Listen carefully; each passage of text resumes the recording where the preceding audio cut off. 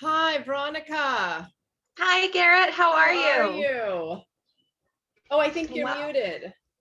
Oh, can you hear me?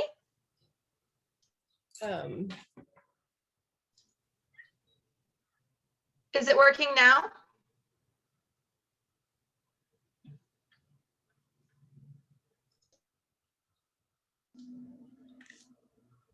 Hi. Hi, all. Veronica, are you still muted? It says I'm not muted. Can you hear me? Unless it's me or others. Hi. Hi, everyone. Hello. Good morning, Hello. Mr. Sharma, or good evening. Yes. Graddy, how-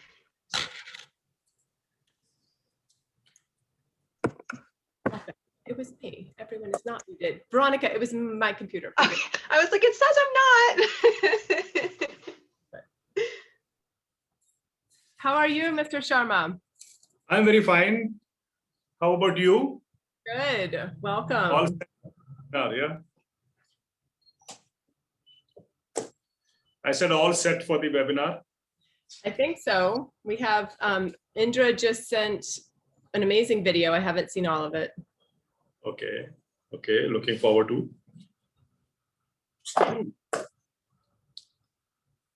And how's the response as far as the participants are concerned? I think it's good. I think we have Daljit here. Daljit, can you hear us?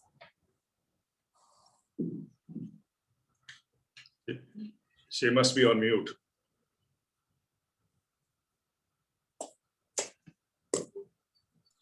I think so. Hi, everybody. We have a Verizon power outage in our area. And so I'm going to avoid video to make sure that my audio quality doesn't get compromised. That's fine. And Daljit, I have I've been seeing your last name is Soni, but Dami is the other last name. How shall I introduce you? Oh yeah, it's Daljit Kaur Soni. That was my maiden name, and I exchanged it.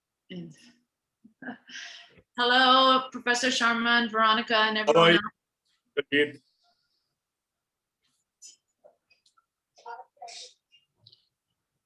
Hello, Daljit. Can you hear me? Yes, hello. I'm so glad that you're able to make it. Thank you so much. Yeah. I know that it's evening over there. Yes, it is evening here. Yeah. Go ahead.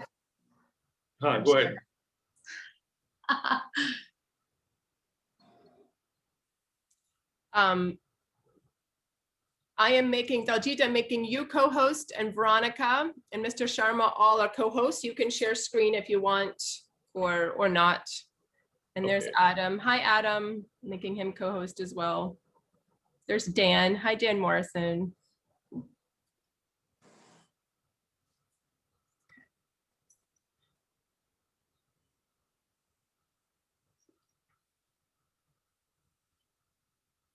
Hi, Jordana.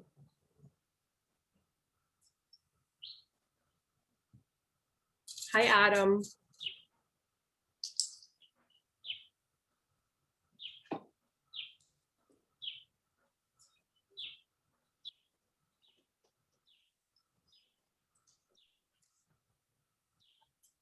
Christiana, a quick logistical question. I know we are recording and somehow guests are coming in, but we'll still kind of not officially start for another few minutes. But you're able to pull people in from the waiting room? Is that all right?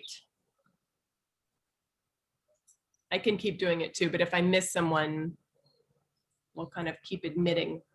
Yeah, I was doing it also. I was just.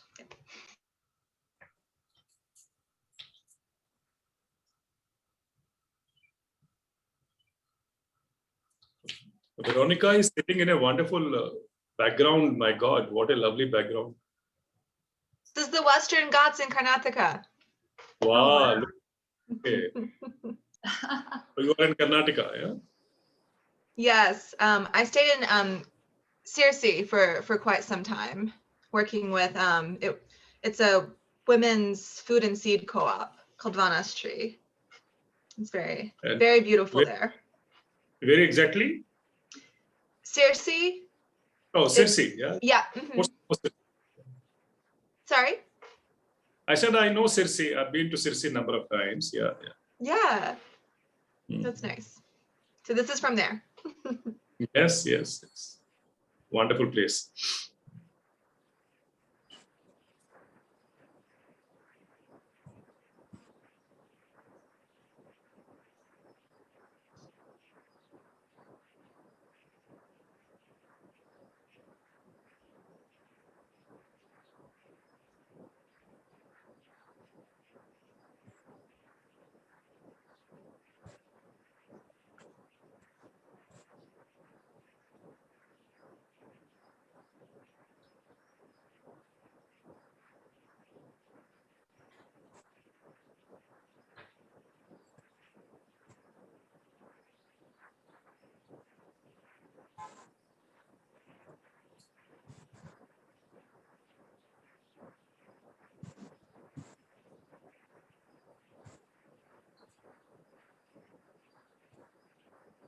Hi, Karen. How are you?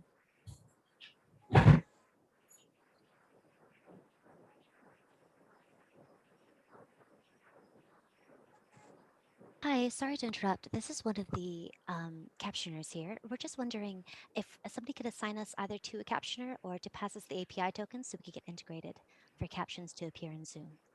Great, thank you. Christiana, are you able to fulfill that important task? I can also work on it if need be.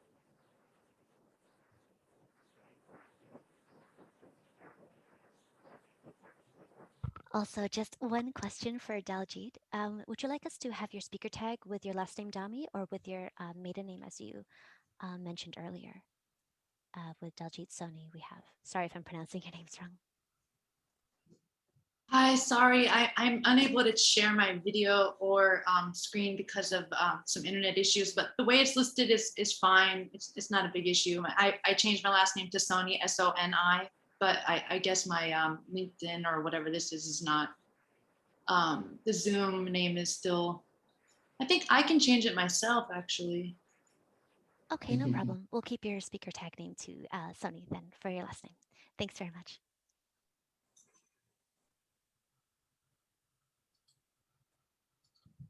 Hi, Indra, you're now co-host as well.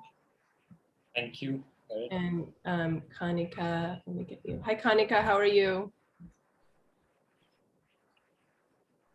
Good morning, Kanika. Hello, I'm sorry. I'm doing well. How are you guys?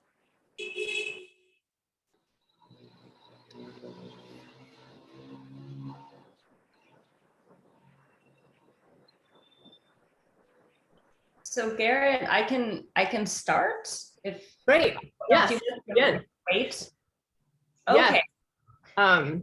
I'll just begin with a quick greetings, everyone. So delighted that you all are sharing virtual space and time with us today. I'm Garrett Graddy-Lovelace. I'm at American University School of International Service, and I'm so honored to be hosting this very important event with my colleague and good friend, Jordana Matlon, also professor at School of International Service, and we're co-chairing the Ethnographies of Empire Research Cluster, which is the official host of this event. Jordana. Great.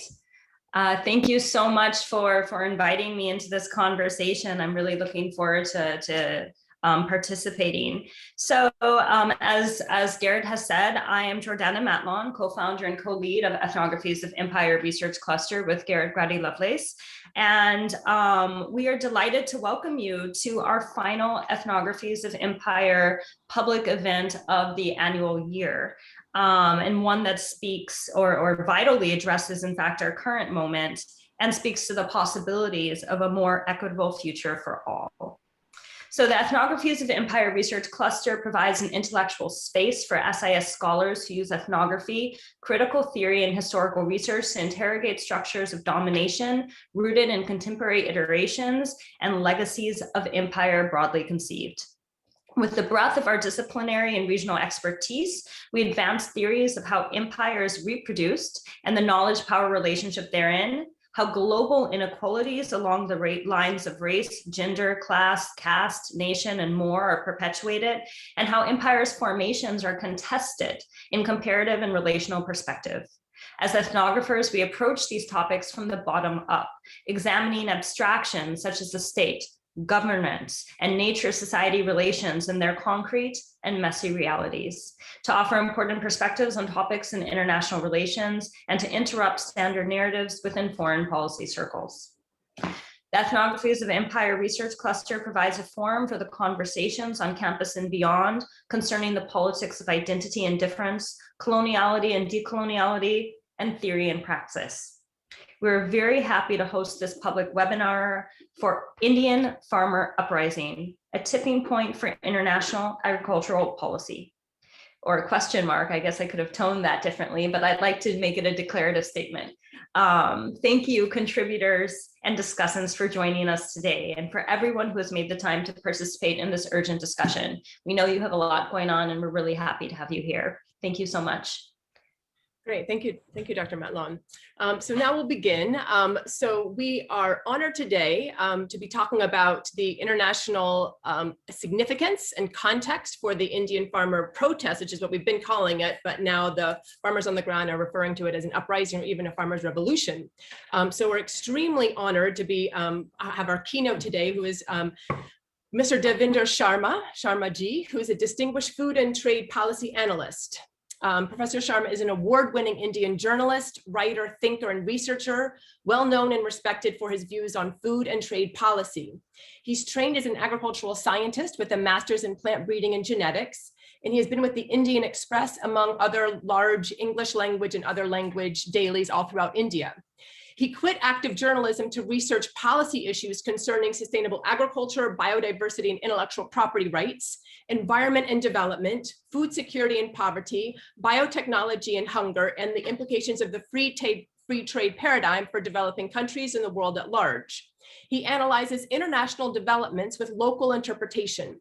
Many regard him as a singularly responsible for deciphering the complex global treaties and agreements and for what it means for developing countries, and India in particular, to kind of be involved in the broader dynamics of international agricultural policy. He's recently been awarded with the honorary degree of Professor at Large by the CSK Himachal Pradesh Agricultural University in Palampur, India, where he had also been graduating and been a visiting fellow at the International Rice Research Institute in the Philippines and a visiting fellow at the School of Development Studies at the University of East Anglia, Norwich, and a visiting fellow at the University of Cambridge in United Kingdom. So we have many writings to draw upon for him, and we've been learning a lot from him, so we're extremely honored to have him be our keynote for this morning. But to begin, we're also going to have our other very esteemed speaker, Mr. Indra Shekhar Singh. Indra writes on agriculture and environment and is also the former director of policy and outreach for the National Seed Association of India. He's written in Civil Eats, as well as other prominent newspapers all throughout India, as well as the US and internationally. He's also a renowned filmmaker and photographer and documentarian, and has created an original documentary short that he's going to be featuring today. So this is kind of the opening or the global intro into his or kind of one of the he's inaugurating this documentary short that he's working on currently about the global implications of the farmer uprising amidst COVID this morning for us today. So we're excited to have that video shortly. I'm going to be giving a brief international context with regard to the US parallels in a moment to kind of give a framework for Devinder Sharma ji's keynote. And then we're going to have discussants. Our discussants are multiple. So Daljit Dami is a civil rights and workers' rights attorney licensed in California and Washington, D.C. She is the daughter of Punjabi Sikh farmers who immigrated to California in the 1970s. She was born and raised in the San Francisco Bay Area, where she worked with organizations like the California Rural Legal Assistance, the South Asian Bar Association, and helped Kisan Ekta Morcha and the We Support Farmers organize a global webinar for the farmer protest in February, which was viewed by 20,000 people and had Dolores Huerta as a panelist. She's been interviewed about the role of women in the farmers' protest and is currently writing a 3-part series on the socioeconomic issues related to the farmers' protest. So we're honored to have her give discussant remarks as well. Adam Jadhav received his bachelor's of journalism at the University of Illinois at Urbana-Champaign and his master's of global environmental policy here at American University School of International Service. He is now a PhD candidate in geography at the University of California, Berkeley, is also an adjunct fellow at the Daksheen Foundation and a research associate at the Panchabhuta Conservation Foundation. And he's done a lot of work as a Fulbright Nehru Fellowship scholar in India as well. Veronica Limeberry, also a doctoral candidate at American University School of International Service, holds an MA in Gender and Diversity Studies and an MPA in Economic Planning and Development. She's the founder of an Appalachian nonprofit on food justice and food sovereignty and seed biodiversity conservation, and was also a Fulbright research fellow in India, studying under at Navdanya. Also, Indra Singh was also studied under his mentor, Vandana Shiva, as well at Navdanya.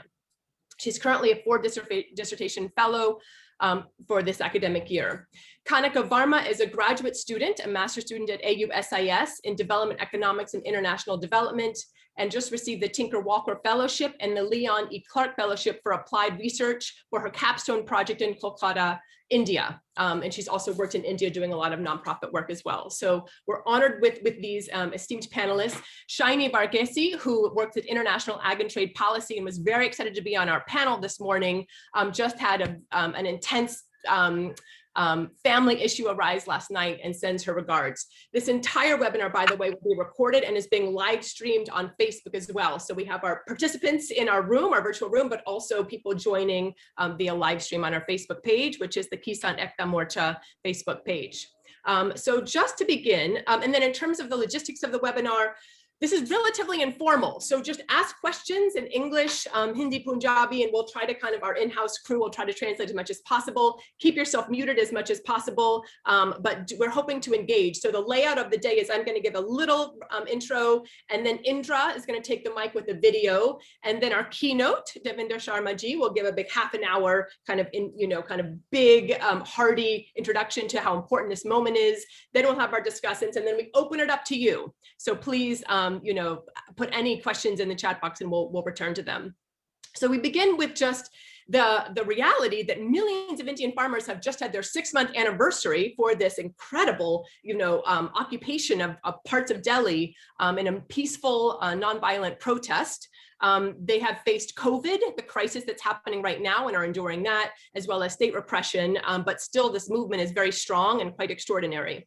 And indeed, the message is that so much depends upon a price floor and the minimum support price that the Modi and the larger government tried to pull last fall. So this parallels the US. So in the US, agricultural surplus, I've been doing some archival research in the National Agricultural Library, has always served as a plumage and a burden of empire within the US context. World War I, the US ramped up production so as to feed the Allies and feed the war, and prices of wheat went very high because Europeans were in the trenches. So when the prices are high, farmers produce a lot. Then the Europeans got out of the trenches, the survivors grew their own wheat. There was way too much wheat on the global market. Prices collapsed. What do farmers do when prices collapse? They grow a lot of food to capture, what they put into the production, the cultivation. Prices collapsed nearly to nothing by the end of World War I, and farmers converged at the capital to figure out what to do to support the prices.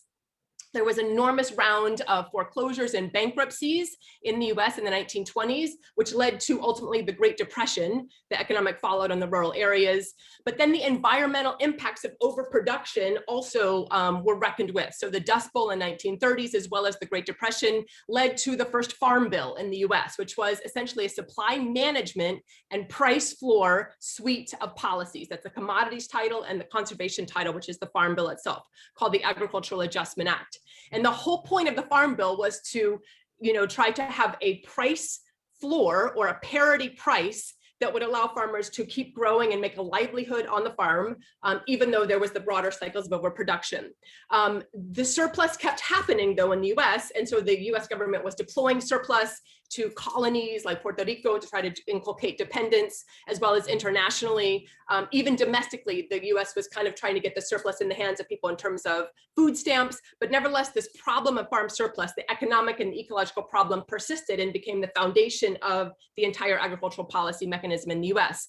World War II, again, there was a ramping up of food production, and then a problem at the end of the World War II of too much food. So the US started to kind of donate that food, and to India in particular, as well as Pakistan and Iran and other places, and the broader geopolitics of surplus disposal really became internationally important. So this issue of dealing with overproduction and the corporate benefit of that overproduction and balancing out agrarian viability has been a longstanding tension in US agricultural policy. It became international by the time you get to the 50s and the 60s, and the UN had their whole consultative subcommittee on surplus disposal and how not to prevent the surplus and the dumping from undermining farmers' livelihoods all over the world where the dumping happened. The great grain robbery of the 1970s again spiked the price of wheat for a moment in the US, and the US government actually said, forget what we said about supply management, ramp up production, grow fence row to fence row, and we can feed the world, quote unquote, by deploying surplus wheat, and no need to control surplus and no need to manage supply. However, after that policy went through and all of the supply management got gutted, the price and the kind of farm gate price collapsed, and it was even cheaper to destroy the surplus than to actually move it. So that led to the 1980s farm crisis. Prices had collapsed and there was a tractorcade, and all of these farmers, enormous amounts of farmers, went out of business in the 1980s, and there was a general agrarian crisis. So the overall price floor and the kind of broader farm gate price has been decreasing over the 20th century as the supply management and the price floors and the policies got pulled. And so at this point, the number of farms in the US has declined drastically as the size of the farms has gotten larger and larger. So this consolidation of farmland is a correlated and causally correlated to the fallout of the price floor and the farm gate price. So at this point, the number of people making a living farming in the US is extremely low. People who are on the land technically farming get their income off farm. So the median farm income has been below zero since the 1996 Farm Bill. Down here, you can see here, median farm income earned by farm households was negative each year from the 1996 Farm Bill, which was the neoliberal Farm Bill, which gutted any last vestige of supply management or price floors or minimum support prices. So any money that people are getting from farming is just kind of a big check, from the government, not necessarily not at all coming from the actual selling of the food and getting the quality of the value of the food recompensed and remunerated on the market. So US ag policy's path dependency of enabling monocultural overproduction and exporting it in terms of dumping it away has become the central tension in world trade and the international agricultural policy paradigm. So exports have boomed through the roof, but that's largely just the moving of the surplus, and the actual farmers in the US are recouping that in a way that's a diverse farming population is able to make a living. So the US has now been in a dispute with the WTO about the Indian history of protecting its farmers from the kind of price fallouts and the vagaries of an unfettered capitalist market. And so this tension was already brewing at the beginning of this time last year in the US. Meanwhile, there's been a global rebuttal and a global frustration with the dominant agricultural neoliberal policy model. And so the Via Campesina, all of these agrarian justice organizations around the world have said that the neoliberalized ag model is just undermining prices around the world. So this kind of broader tension has come to a head. The most recent UN Special Rapporteur on the Right to Food, Michael Fakhri, issued this statement to the UN. So he actually is the UN Special Rapporteur on the Right to Food, that the WTO is undermining human rights as such. So these broader tensions within the neoliberal ag model are coming to a head with regard to climate change, with regard to human rights, with regard to agrarian viability. Meanwhile, you've got the rise of CAFOs, which are concentrated animal feeding operations, which are directly related to falsely cheap feed grain, which is this cycle of overproduction. So the broader kind of environmental impacts of industrial factory farming are directly related to this lack of a supply management on the feed grain side of it. So these have notorious labor conditions, not just in the CAFOs, but also in broader agriculture. There's an enormous economy, political economy structure at work that is devaluing the labor of farming, even as the profits are going to the corporate input sellers and the buyers, the industrial buyers. Cargill, Archer Daniels Midland are making enormous profits, even as people working on the farm are notoriously exploited. Meanwhile, the environmental impacts of these agricultural productions with the high inputs in the industrial livestock are are quite notorious in terms of water quality, in terms of emissions, and in terms of broader environmental issues. So I end by just saying the origin of the US agricultural policy was supposed to be a kind of contract, social contract between farmers and non-farmers. If farmers expect society to help protect them against the crushing effects of surpluses and their demise of farm gate prices, they must be prepared to protect society by working out permanent arrangements for the storing of reserve food supplies and the price support. So the supply management and the minimum support price are working together in the original agricultural policy model of the US. Both farmers and non-farmers have a responsibility to each other, and any dodging of this responsibility is likely to end in economic or ecological disaster.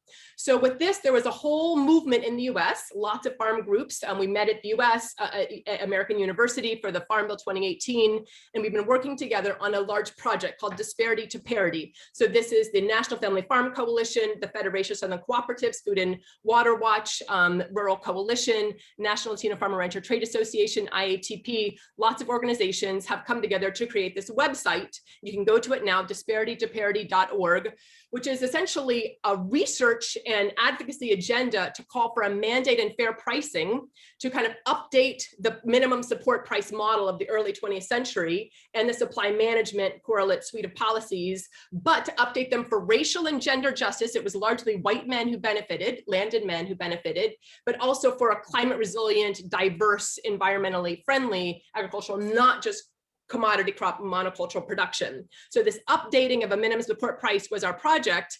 And then the Indian farmer uprising happened. So it was really extraordinary to see that people in the US were already trying to figure out how do we update the minimum support price and the secure markets for a diverse, viable agrarian livelihood model. And then this massive protest happened. So we're really thinking about learning from the Indian farmer uprising and thinking through what can be learned in the US and internationally as we move forward to an international agricultural policy model that has agrarian viability, agro-diversity, cultural and social equity, nourishing food, and climate resilience at its heart. And so now, Indra, if you wanted to introduce us to what's happening in the farmer camps. First of all, Garrett, thank you very much for organizing this. This is very, very important. And I think Indian farmers and everybody who's fighting the good fight, thanks American University and your personal efforts for getting this together. Now, before I begin, I shall attempt to show you first of what's happening on the ground before I start talking about it. So I'm going to be sharing a video link, and I'll also screen share, just in case you don't share the audio from my computer. And this is a short film that Garrett talked about. Just a second.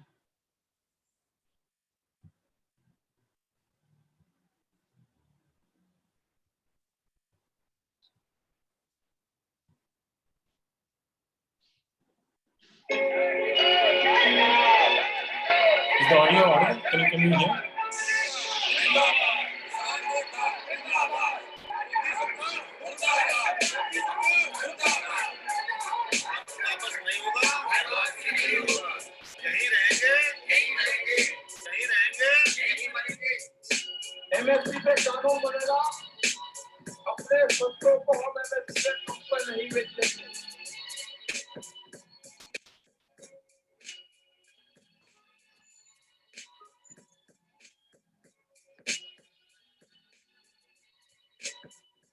It's been 6 months since the Indian farmers began occupying Delhi's arterial roads, protesting against the farm laws passed by India's parliament last September. The farmers of Gandhi's India are answering a call to defend their motherland against a new wave of corporatization unleashed by the Modi government. Half of India's population, about 700 million people, are directly engaged in agriculture. Keep in mind that 86% of them are small-holder farmers, meaning they own less than 2 acres per family. Lakh रुपए का कर्जा हमारा भी पटा नहीं है, 3 साल हो गए, हम तो इतने रेट पे मतलब बहुत घाटा जा रहा है जी, सरकार को कुछ मिल नहीं रहा। पहले 3500 रुपए प्रति क्विंटल था धान, बाबा अब मिल रहा है 17,000 रुपए प्रति क्विंटल। कहां से घर चलाएं हम? हमारा तो अभी तो ब्याज भी नहीं पड़ रहा, बैंक का लोन कहां से देंगे, ब्याज भी ना पड़ रहा बैंक का। गांव में कुछ नहीं है, सर हम बीएड क्लियर हूँ मैं और हमारी सोचा कि सर्विस तो नहीं मिलेगी, अपनी खेती तो बचा लें, यदि ये कंडीशन रही तो हमारी खेती भी चली जाएगी और ये हमारे से अपने खेत खोसने को तैयार हो गए हैं, नौकरियां तो देनी क्या थी उन्होंने। By 2020, Indian agriculture was already in a ruined state. The Modi government used the coronavirus as a shield to pass 3 laws which will give up complete control of Indian agriculture to corporations, reducing land holdings and incomes for farmers. So the first law they enacted allowed for farm gate sale to corporations. Corporations which were not allowed to buy directly from the farmer in an attempt to safeguard them from a new neo-company Raj have now been allowed, and along with agro-processors, to buy as much as they want from any farmer. Next, the government has allowed for corporatized contracts to become valid. So now companies can enter legally valid contracts in India with farmers, which was not allowed earlier. Now finally, the third law they've acted upon is to remove stocking limits from the Essential Commodities Act, which was enforced to ensure that food commodities are not like other commodities in the market. Food also represents life, it represents survival and food security. संगठनों के बीच जो एक समझ बनी, वो समझ ये थी कि ये WTO के दबाव में कॉर्पोरेट पक्षीय नीतियां यहाँ कानून इस देश के अंदर लाए जा रहे हैं, जिसके तहत हमारी खेती, हमारे अन्न के भंडारण और हमारे डिस्ट्रीब्यूशन सिस्टम है, उस पूरे पर जो है बड़े कॉर्पोरेट और मल्टीनेशनल कंपनियों का कब्जा कराने की एक साजिश इन कानूनों के पीछे है।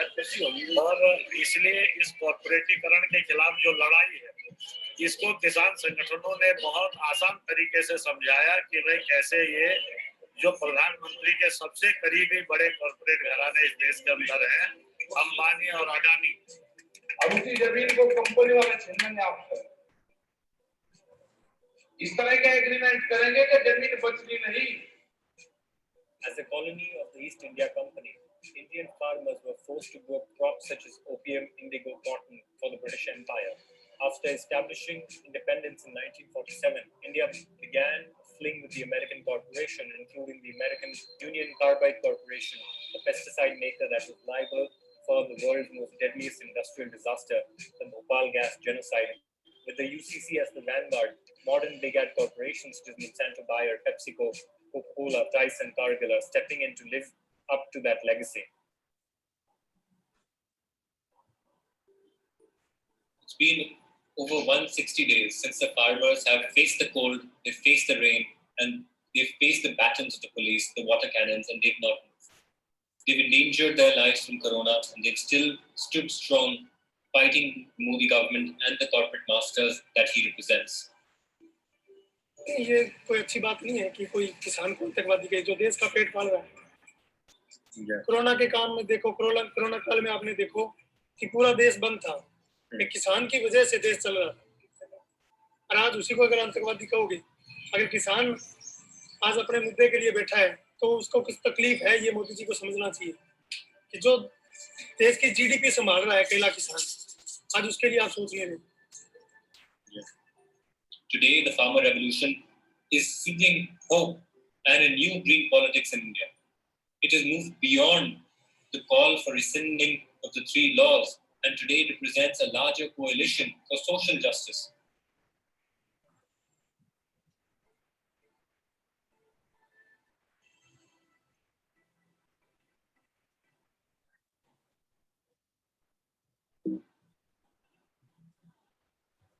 Thank you for watching, everyone.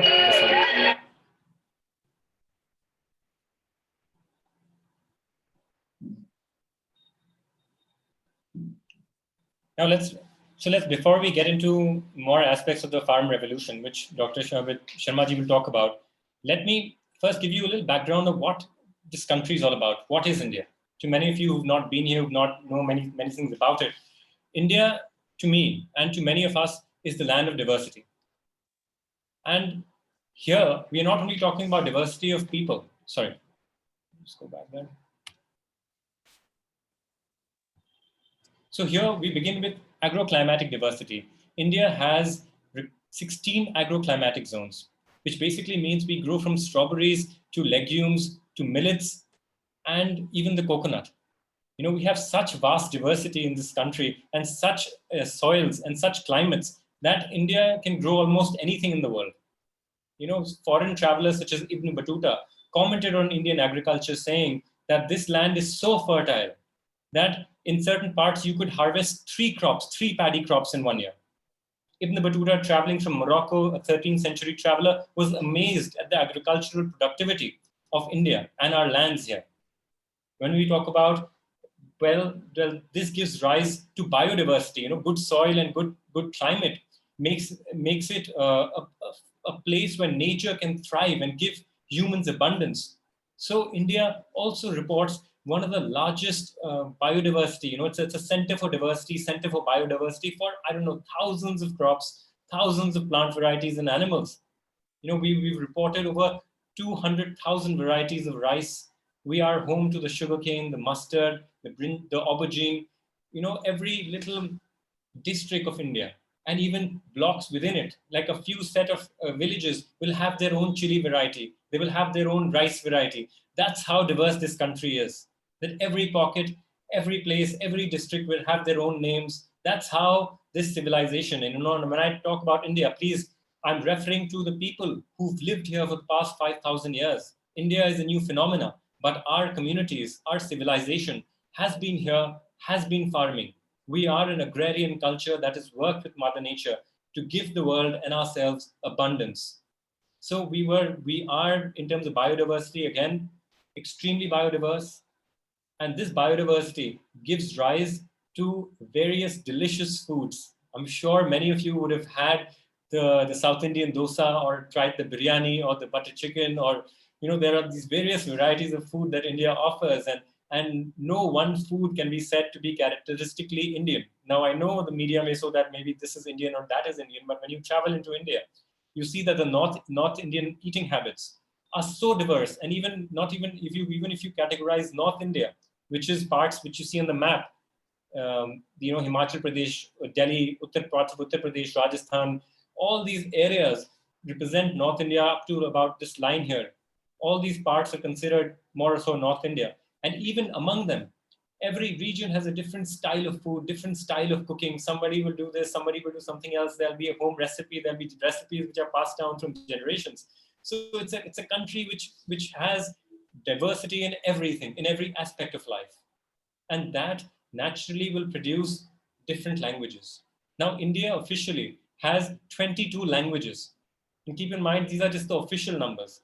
We have hundreds of dialects, maybe hundreds of other languages which are not officially recorded, which are spoken from the northeast part of India, which is right here, up to Rajasthan, right here, and from the north to the south. So India is a thriving culture of diversity, which is rooted in agriculture and biodiversity, which has given us our words, our languages, and these languages are not dialects. They are sometimes they have two completely different origins. Like, for example, Tamil, which is spoken in the southern state of India, is completely different from what languages North Indians speak, which is based out of Sanskrit or Hindustani and Persian. So there is a vast difference in cultures across states. For example, Punjab and Haryana, which are one of the two more prominent states that have supported the farmer revolution and are in fact the backbone, are two different, although they are side by side. You know, they're not even 100 kilometers away from each other, and they share a large boundary. This is Haryana and this is Punjab. But the people are so different from each other. They don't speak the same language, although they both are farming and they both have similar agrarian ethics and they have the same kind of land ethic. But they are completely different in their living standards, in their religion. And for example, the people of Punjab most of them are followers of Sikhism. They follow the gurus, and what you see all over the world, you know, the service that they do, which is of langars and giving free food to people. That's the culture coming from Punjab, whereas Haryana is a more raw culture, which is more based in the martial, in the martial tradition, because these two areas, the Punjab and Haryana, both were settled by people who represented the vanguard for the Indian civilization. Whenever there was an invading force, these were the people who defended the people of India and the civilization of India. Now, talking about all this, and of course, language, food, and that gets me to the final point of culture. Now, in terms of culture, India is so diverse, and the only string that ties it together is still a land ethic, where we still feel that the land is our mother and agriculture is still our dharma, which is a kind of duty. Agriculture is not just an occupation. Agriculture is not something that you do for agri dollars, or agriculture is not something that you're just only in it because you just feel like you want to make quick money. Agriculture is a deep commitment. Agriculture selling today, even if someone in the villages, in all the villages that I've traveled, and in my own family, if today you're selling land, it's as disgraceful as dishonoring your mother. So, that is the kind of culture the people represent. We are still not turned over by greed. We've still not become corporate dummies or slaves, and that we are ready to give up our land and our agriculture. And I think these are some of the main points that are responsible for the rising of the Indian farmers against big ag and against the 3 farm laws, which actually allow for the corporatization of this country. Now, when did this corporatization begin? And this is a very important part of the puzzle. It started with the coming of the East India Company and the colonizers. When they landed in India, they thought about it not as a land as Ibn Battuta thought, or other travelers. They thought about this as a colony of savages, of barbarians and subhuman people. Our land was not human land. Our land was something to be exploited from, to be looted and carted in British ships to England and all over the world.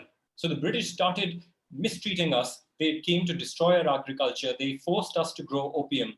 They forced us to grow cotton. They forced us to grow indigo, which resulted in massive famines all throughout the British time period. It has been reported that 35 million people died under the rule of the East India Company. Just imagine, in a over 200-year period, how can 35 million people be killed? This is the biggest Holocaust the world has ever seen and doesn't talk about. So this is some of the cultural background that's coming. So the Indian farmers, not only but they changed our cropping systems, what they did is they changed our system of agriculture also. In the earlier times, what happened is that the farmers cared for the land. They paid a fair tribute to the king or to the lord or whatever political organization they were in. But the British brought a new kind of landlordism in which which was called the zamindari system, and the farmers were only seen as a tool or as an object to be exploited by the zamindar for the East India Company. This resulted in massive violence on farmers, massive violence on the land, and resulted in the complete disruption of Indian agriculture. We have the biggest famine, which is the Great Bengal famine, which is directly responsible, and for which people like Winston Churchill are directly responsible for, where half the population of Bengal suffered due to hunger and were killed due to hunger. So this is some of the background of what's happening. I hope I'm still in time and I've not exceeded anything. And I would now like Sharma ji to please pick up from here. I hope I built somewhat of a background for him to speak.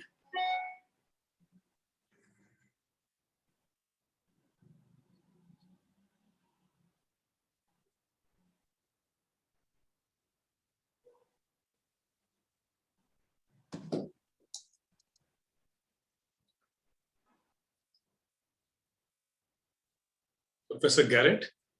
Yes, the floor is yours, Devinder Sharma ji. Oh, okay.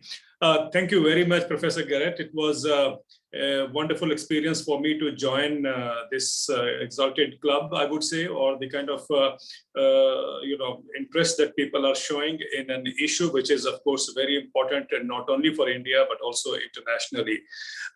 The brief insight that you provided about the American agriculture, I think, was resonating very well with what the Indian farmers have been facing this over the last few decades. And it tells us clearly that the problem or the issue at hand that the world is facing, or the farming communities across the world is facing, is almost the same. And perhaps that is why they are all looking at India as a place, or as the farmers movement, which will be providing perhaps a ray of hope, or trying to pull out agriculture from the kind of a crisis that prevails everywhere in the world. I remember, before I proceed further, I want to share two incidents which I think should illustrate as to what is happening in the global north as well as in the global south.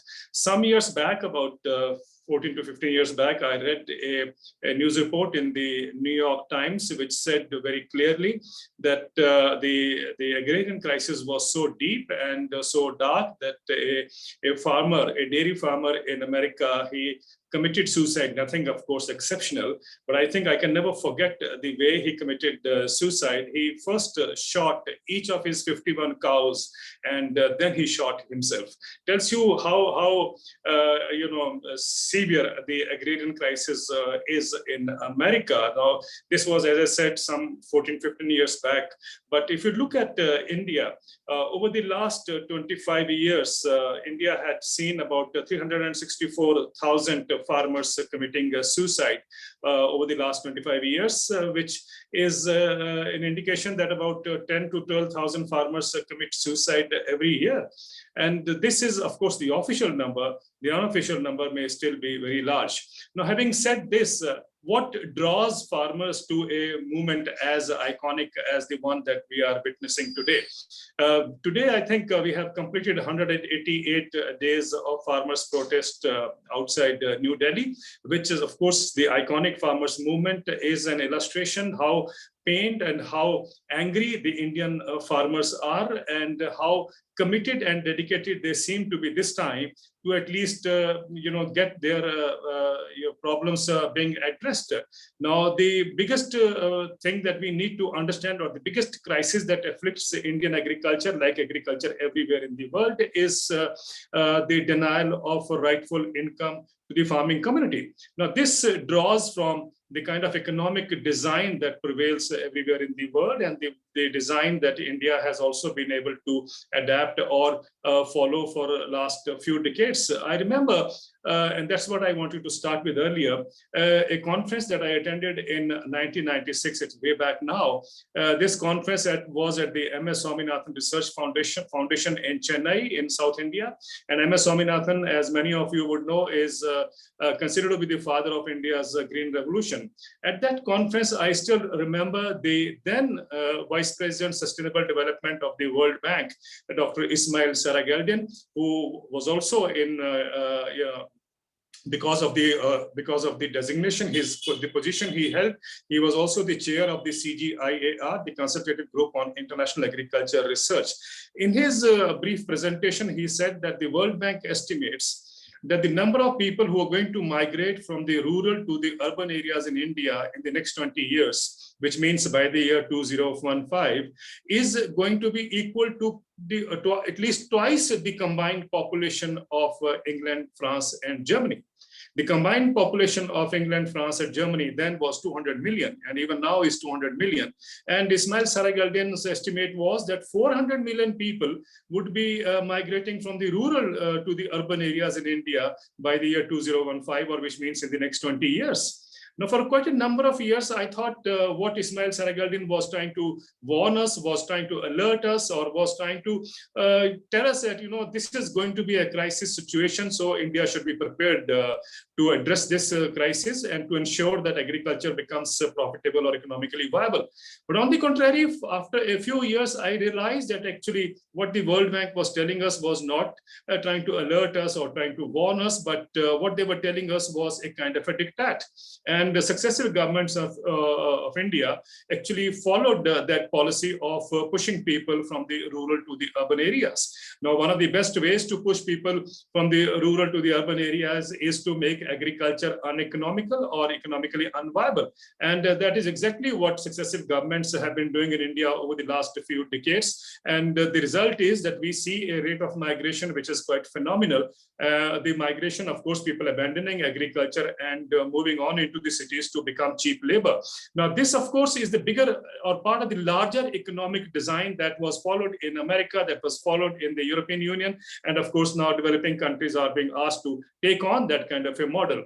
The broader thinking is that unless you move people from agriculture, out of agriculture into the urban areas, you cannot achieve economic growth. So primarily to achieve economic growth, developing countries are being made to push people out of agriculture into the urban areas. And the realization is, or perhaps the thinking is, the main economic thinking is that when people quit agriculture, the less the number of people which remain back in agriculture would mean that the income of the farmers will go up. So that's the kind of economic thinking that has been at the front, leading the governments to accept this economic design wherein you push people out of agriculture into the urban areas. Now, unfortunately, fortunately, what we are not trying to address or not trying to see through is that even in the rich developed countries all these years, while the number of farmers has come down drastically over the last few decades, the farm incomes have not gone up. The farm incomes have also been steadily on the decline.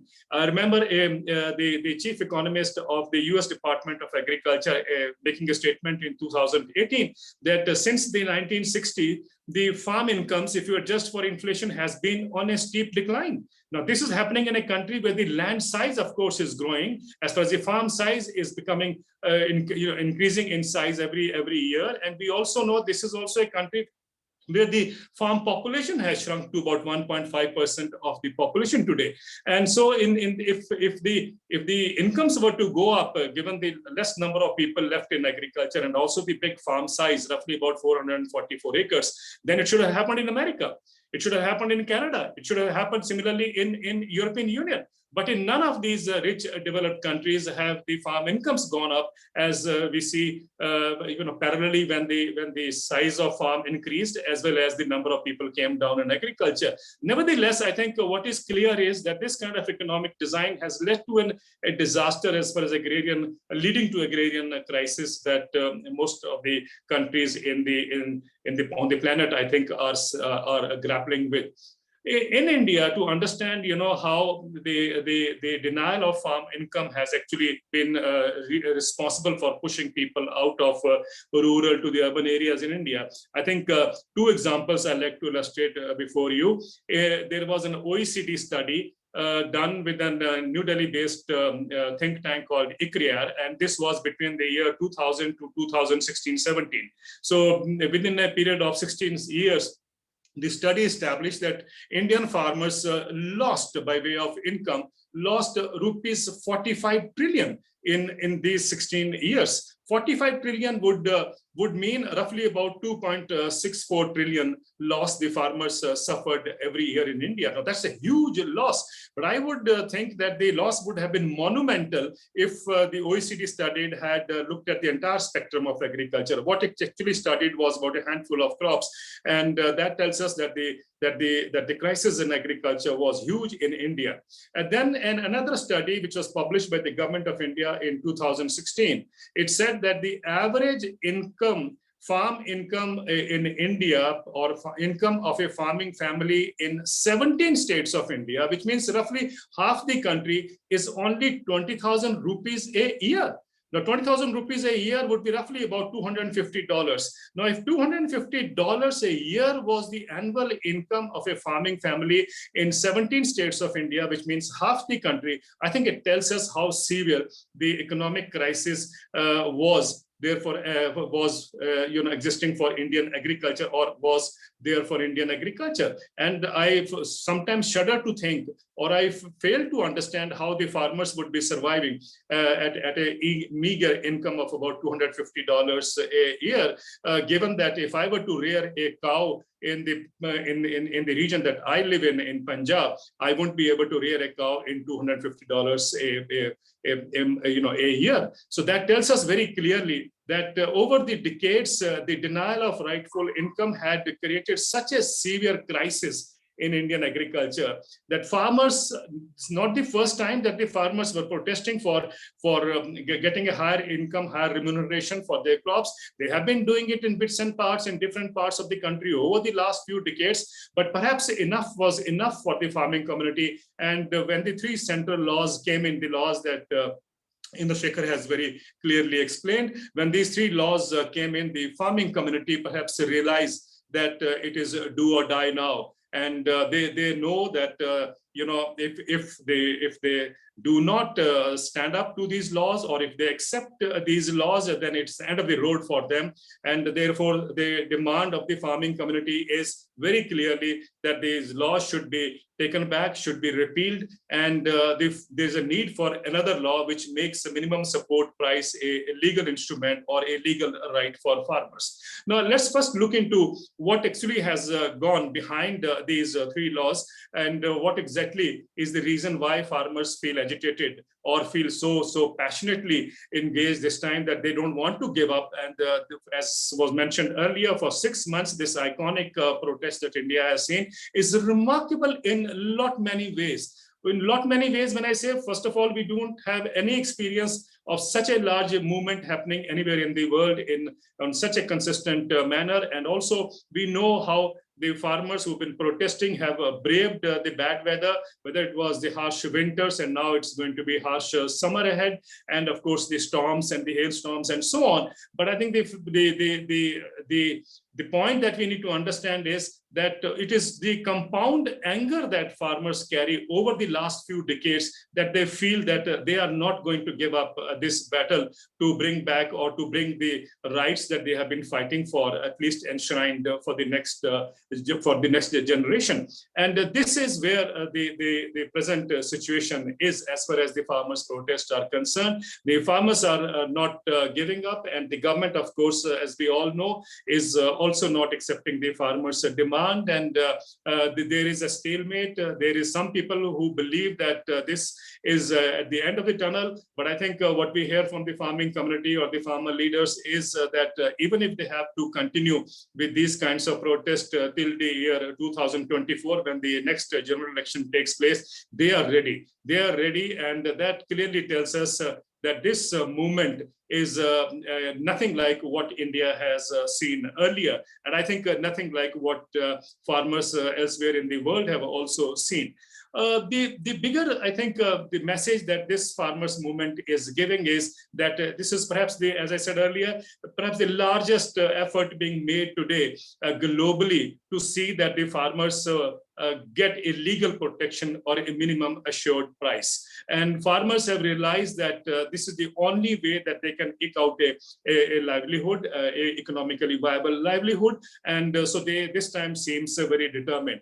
As was mentioned earlier, or as in the initial introduction that Professor Garrett explained, that in America also over the last few decades, there was a struggle for parity price, which of course is almost similar to what the minimum support price the Indian farmers are asking for. We know the 1979 tractorcade that happened in Washington, DC. We also know of various other struggles where farmers have been fighting or standing up, demanding a parity price. And we realize that even in Europe and even in Canada, even in Australia, the crisis is same. And we need to see that over the last few decades, what has happened in all those countries, I think tells us very clearly that the fight that the Indian farmers are leading will have tremendous repercussion and would have tremendous implication for farming communities everywhere. Now, we know that in America, as I said earlier, the farm size has grown, and we also know that the rate of suicide has also picked up. According to one of the studies, the number of suicide in the rural areas is 45% higher than the suicides being seen in the urban regions.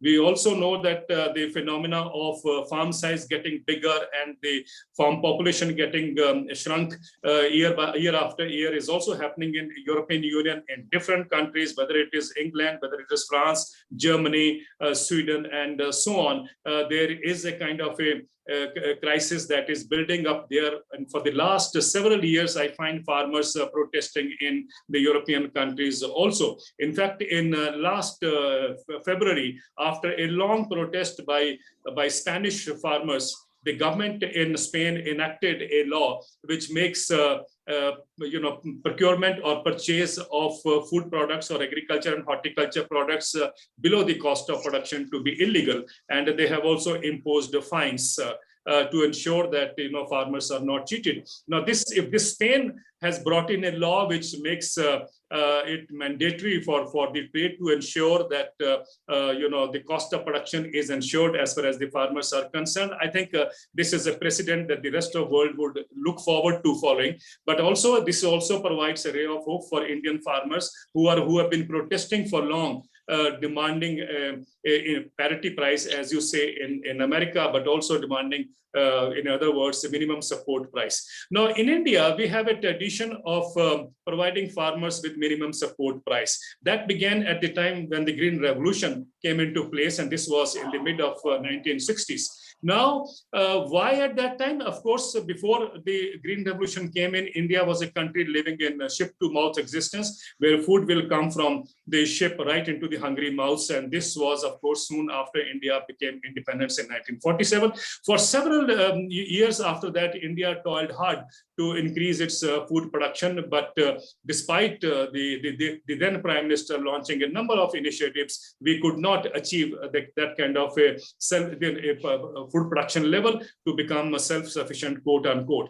But after the Green Revolution came in, the government realized that if we have to provide an incentive to farmer to continue with the same cropping pattern, which would mean the staple foods, wheat and rice, then they had to provide an assured price to farmers. And that is how the mechanism of minimum support price was born. Along with the minimum support price, they also had to ensure that the markets are regulated, what we call in India as mandis. So the markets have to be regulated. And therefore, a network of APMC, Agriculture Produce Market Committees, mandis they call it, were set up in this country. The idea was that whatever grain that comes into or flows into the markets, there would be an organization like the FCI, the Food Corporation of India, which will mop up that surplus and distribute it across the deficit areas in the country. And at the same time, farmers are provided with an incentive by way of a minimum support price. Now, this was a system which did remarkably well for the northwestern belt of India, where the seeds of Green Revolution were sown in. And this was, of course, something which was not replicated across the country. So for wheat and rice farmers, there is a mechanism by way of which a minimum support price is provided to farmers. We also have a network of mandis in this region. And this is what I've been saying. These are the two strengths that India has. One, minimum support price. This is one mechanism by which we can assure at least a remunerative price to farmers. There will also always be need to improve upon that and raise it further. But I think first and foremost is the need to ensure that wherever the farmers are, they at least get that minimum support price. Now, in India, traditionally, every year, minimum support price is announced for 23 crops, out of which only practically for 2 crops, wheat and paddy, it is put into action or is implemented in the sense that the government steps in. And also that too restricted to Punjab, Haryana, or the northwestern parts of India, where the governments buy every grain that comes into the mandis. But in the rest of the country, it doesn't do that. The result is obvious before us that only 6% farmers in India get the benefit of minimum support price. 94% farmers are dependent on the markets. And I'm sure you will all agree that if the markets were so benevolent, if the markets were so kind, the agrarian distress that we see in India won't have been so huge, won't have been so severe. So it is a clear indication that the markets have failed to provide farmers with a remunerative price all these decades. So therefore, the farmers' anger or the farmers' justification for the demand that they are making is that enough is enough, as I said earlier, and they feel that minimum support price is the only way to get out of this crisis that the agrarian sector is faced with. Secondly, the need is to expand the network of mandis. So far in India, we have about 7,000 APMC markets or mandis that I call. And these, if we have to provide farmers with a mandi at 5-kilometer radius, then India would need 42,000 APMC mandis to be set up. Not a very difficult task, doesn't require so much of investment that we need to fear that. But I think these are the two strengths that India has to build in. And that is what the farmers are demanding. They are saying that the minimum support price should be made a legal right, which means for the 23 crops that the MSP has announced everywhere, it becomes obligatory for the trade to ensure that nothing is purchased below that minimum support price that the government announced. So this was actually raise the benchmark for the farmers, and so they can expect a reasonably economical price for their produce. Now there are crops, of course, outside those commodities that the minimum support price is announced with 23 crops, and but a state like Kerala has shown that for vegetables, they went into a similar kind of a minimum support price. For 16 vegetables, Kerala has set up a minimum support price, which means cost of production plus 20%. And they have also demarcated a budget allocation. They have set up aside a budget allocation to see that if the prices fall below that, then the government would step in. But the interesting part is for roughly about 9 months now, the prices have remained over that benchmark that the state has created, and the government has not to interfere so far and has no need to interfere so far. An indication that the way out for Indian agriculture would be to provide a stable price to ensure that minimum support price becomes a legal right for farmers. And if we look at the bigger economic design, it would of course create a lot of upheavals at the WTO level and also at the domestic level of, say, ensuring that the supply chains work smoothly. The way they have been doing, I think, has been very exploitative. Let's be very clear that in America, if you look at the food dollars, when an American farmer goes to sell his produce, and if he sells, or if the consumer buys for $1, the agriculture produce from a farmer, the net income that a farmer is left with is only 8% or 8 cents. But if you look at the cooperative structure in India, we have a milk or the dairy sector cooperatives in India, prominently called as Amul, one of the brands which stands out. They out of the 100 rupees that a consumer spends to buy the cooperative milk or milk from the cooperatives, at least 70 rupees goes into the farmer's pocket, which means 70% is the farmer share in the end consumer price. Now, if you look at these three things that I mentioned, first of all, MSP, making it legal, and second, as I said, expanding the network of mandis. You can definitely invite the private sector also to set up its own mandis, but operating within the same laws or bylaws. And the third is building up on the cooperative system, which has been so far, only confined to dairy sector. Why can't we replicate that cooperative model for pulses, for vegetables, for fruits, and so on and so forth? So there's a need to expand that particular cooperative model across the country for various agriculture commodities. So in essence, what I feel is that Indian farmers, the laws actually the Indian farmers need, which should be a global model, would be that if we make a minimum support price a legal right, and of course we expand the network of mandis, which means bringing the markets closer to the farmers' fields, rather than taking the markets away from the farmers' fields. Because the more you take away or more you make the farmer travel to sell his produce, the more is the chances or the more is the opportunity for distress sale. Now, therefore, the real freedom that the farmer is looking forward to is that whether he sells in Punjab or whether he sells in southern India, in Karnataka, or whether he sells in Northeast, at least he will get the minimum support price. That's the kind of a freedom that the Indian farmer is looking forward to. And I realize that the farmers everywhere also feel so drawn to what the Indian struggle is, Indian agrarian struggle is, because they see a kind of a similarity. They see a kind of a reverberation, which they also are faced with the same kind of difficulties. I remember an American farmer me and saying that, why is it Indian farmers are protesting? And when I explained to him, his answer was, oh, that is what we have been also struggling. He says that, living in debt all through your life is living in hell. Now, this is what an American farmer writes to me. And let's not forget that an ex-Indian Prime Minister, called Chaudhry Charan Singh, when he was alive, he used to say that the Indian farmer is born in debt and dies in debt. So the point I'm trying to make is whether you are in Australia, whether you are in the European Union, whether a farmer in America or in India, they all are living in debt. And the debt is because of that economic design model that has been created. I think the Indian protest is not only to reclaim the democratic space and is not only aimed at standing up for building up that kind of a democratic voice or democratic power, but also at the same time to give a model or a democratic model for the rest of country, which is economically viable, to ensure that the farmers who are the lowest rung everywhere in the world are at least getting a assured income and by way of an assured price. Now, this is definitely something that the farmers in European Union or farmers in Canada or farmers in America or farmers in Australia, the argument that, you know, the larger the landholding size, the higher would be the income,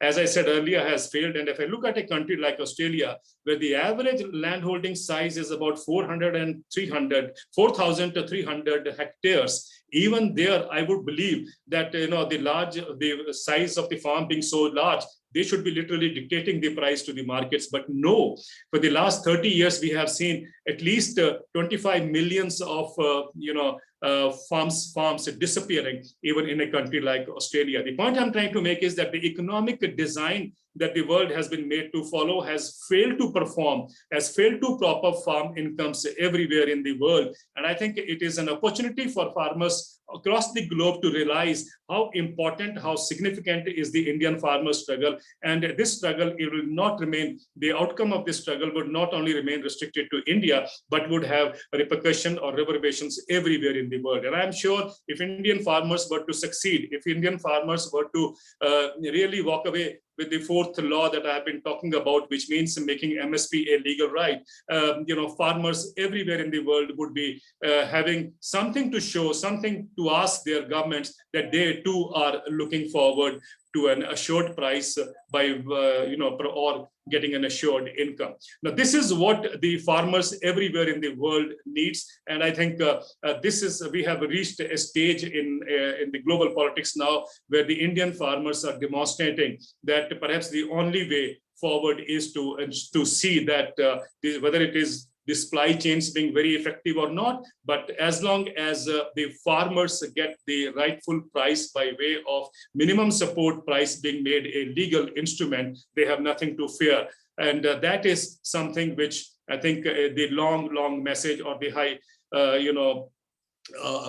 voltage protest that we see in India, the outcome of that would have a serious repercussion all over the world. So I think, ladies and gentlemen, let's look forward to a time when Indian farmers are able to showcase to the world that there is a way forward. There is a way forward to make agriculture economically viable and profitable. And there is also a way forward when we don't have to every time borrow policies from the Western part of the world.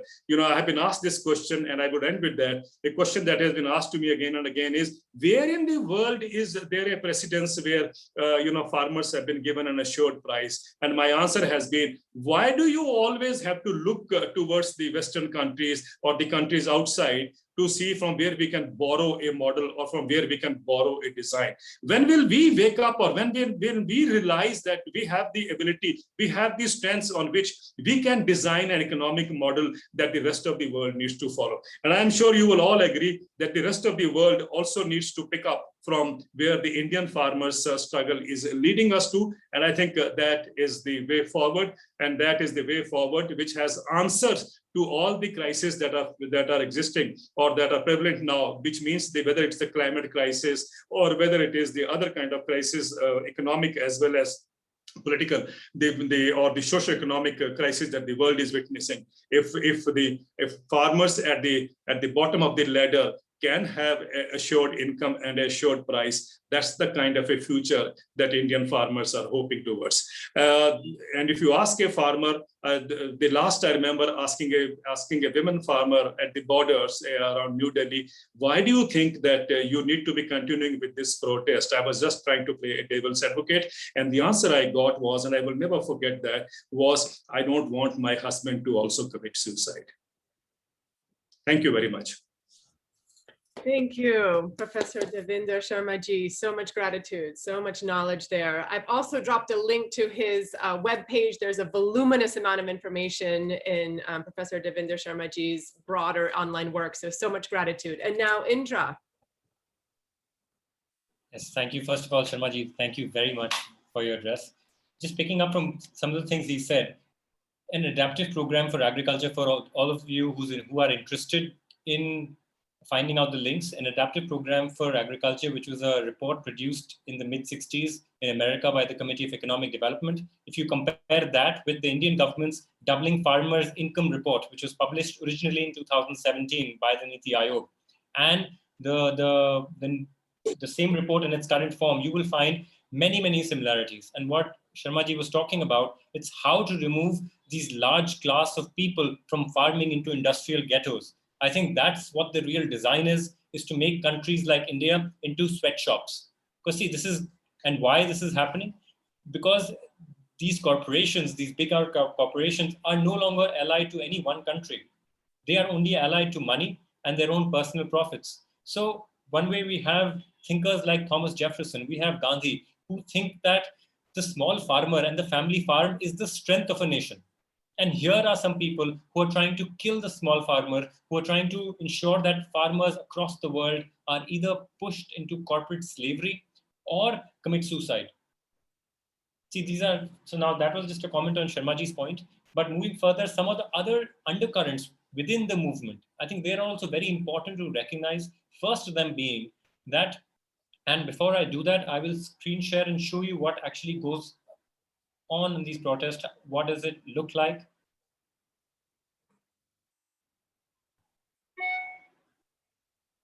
And why I also talk. So first of all, the Indian farmers have managed to convert a protest into a nationwide, and I now believe even into an international revolution. Later in the slideshows, you will see that how farmers from across the country, it's not only farmers of Punjab and Haryana, but farmers from Maharashtra, Tamil Nadu, Karnataka, Bengal, all places from UP, everyone is coming together to tell the government and to tell the world that we've had enough oppression. And if you can suppress us, these millions and millions of people, mind you, no nation of the world is safe. Nobody in the world is safe ever again. So these are some of the things. Now, this particular slide is just the morning shot of how people get up, and this is how they're living next to the highway. Just look at how they are, the makeshift tents that they've created, and they are actually living a very, very tough life. It's almost like a monastic life when I say that they are, and Sharma ji also talked about it, they are just, in the cold, in the heat, in the corona time, and still they are surviving. So that's one of the major accomplishments of the revolution, that it's managed to turn a protest into a revolution. Later, the second biggest thing which it talks about, I think, is it has given India a model for a gift economy. What I mean by that is very simple. The Sikh people or the Punjabi people, they have initiated their langars, which basically mean free food service. So anybody who goes to the protest sites, anybody who goes to the encampments, they get free food, they get free clothes, they get a place to sleep without no discrimination. It doesn't matter whether you're upper caste or lower caste or Hindu or Muslim. It is going beyond these tiny, tiny fragments and these splinter points. It's calling for one universal brotherhood or sisterhood where everyone can come together. And you'll see in the pictures how, as I'm talking about, how they're actually living. So this is again a very, very important thing, that in Corona times when people were not talking to each other, they were scared and no one was meeting each other, these places were sanctuaries where people could come, live, be free.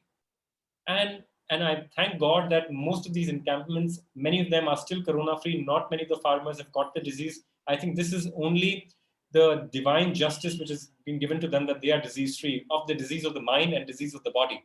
So they have created these gift economy zones where thousands of children, hundreds of children across country, which are basically children of rag pickers and completely, as you would know, the deplorables of the world, of the wretched of the earth, as they are known to the elite, they were given hot meals for 6 months. Can you imagine? They had 3 hot meals this new year, and they've been having 3 hot meals since the farmers have encamped at Delhi's borders. Now that's very, very important. This is all comes in play with the gift economy. And this is a new model during these corporate tyranny times that the farmer are giving the nation. Later, now another issue which is very, very important is of women's issues and of gender parity. It is for the first time, we've seen that women from the conservative belts of Haryana and other parts of the country have come out and now are at the forefront of the revolution. Not one, and I'll just show you some photos. Again, going back here, if you see, like, women are at the forefront of this particular photo. There were about 3,000-4,000 people in this march, and it had 1,000 women who were leading the march in Karnataka, supporting the farm laws. And the movie also had some of the other shots. So this is the kind of women's participation we are seeing. We are seeing that the farmer leaders are not only talking about women's security at the camps, but also telling conservative agrarian communities that no farmer meeting is complete till the time women are not present here. So that's the kind of new energy it's generating. I personally was in Pipad in Rajasthan, and the Jat community, which are slightly more conservative, their leaders called out to them and said, this People's Assembly or Panchayat is not complete till the time women are not involved. So this is a new wave of revolution which we are seeing. Women leaders have emerged, and women farmers are far more educated and politically aware than they were ever before. And finally, now, one of the major points I feel which the farmer revolution has successfully done, and Sharmaji and I also have been talking about it earlier, that it has given the nation national level heroes. From the farmer revolution, we've seen farmer leaders who are for the first time in the forefront of things. Agriculture has become not just a side issue which politicians just talk about. It really, this time the farmers mean business, and the farmers have been transformed into a political class. And what do I mean by that, if they become a political class? Today, if you venture out to the camps and you talk with them, you will find that every farmer sitting there is extremely politically aware. A student of political science in the graduating class may still have their opinions and doubts, but they are absolutely clear on who the enemy is, what are they required to do right now. So these are some of the other, I think, trends. And the last thing, again, sorry, I missed one thing out, that this farmer revolution has once again shown the world that non-violent tactics are not dead. And Gandhi still lives in the country and the world. So they've used non-violence, they've used negotiations, they've used Gandhian tactics to attack the government and to get what they want. And with that, I rest my case. I hope, again, I've not exceeded the time. Thank you very much. Thank you so much, Indra, for all of this important information. And now, Daljit, please share with us. Hello, everybody. Thank you so much to the event organizers. Dr. Garrett, Graddy-Lovelace, you have been such a consistent ally to the farmers' protest. We appreciate that. And Professor Sharma, you have been such a humble and always available teacher. I feel so gifted to not have to go back to school to get a degree in agricultural policy, because I can just watch your YouTube videos and learn a tremendous amount. And similarly with Indra, I've learned so much from your article.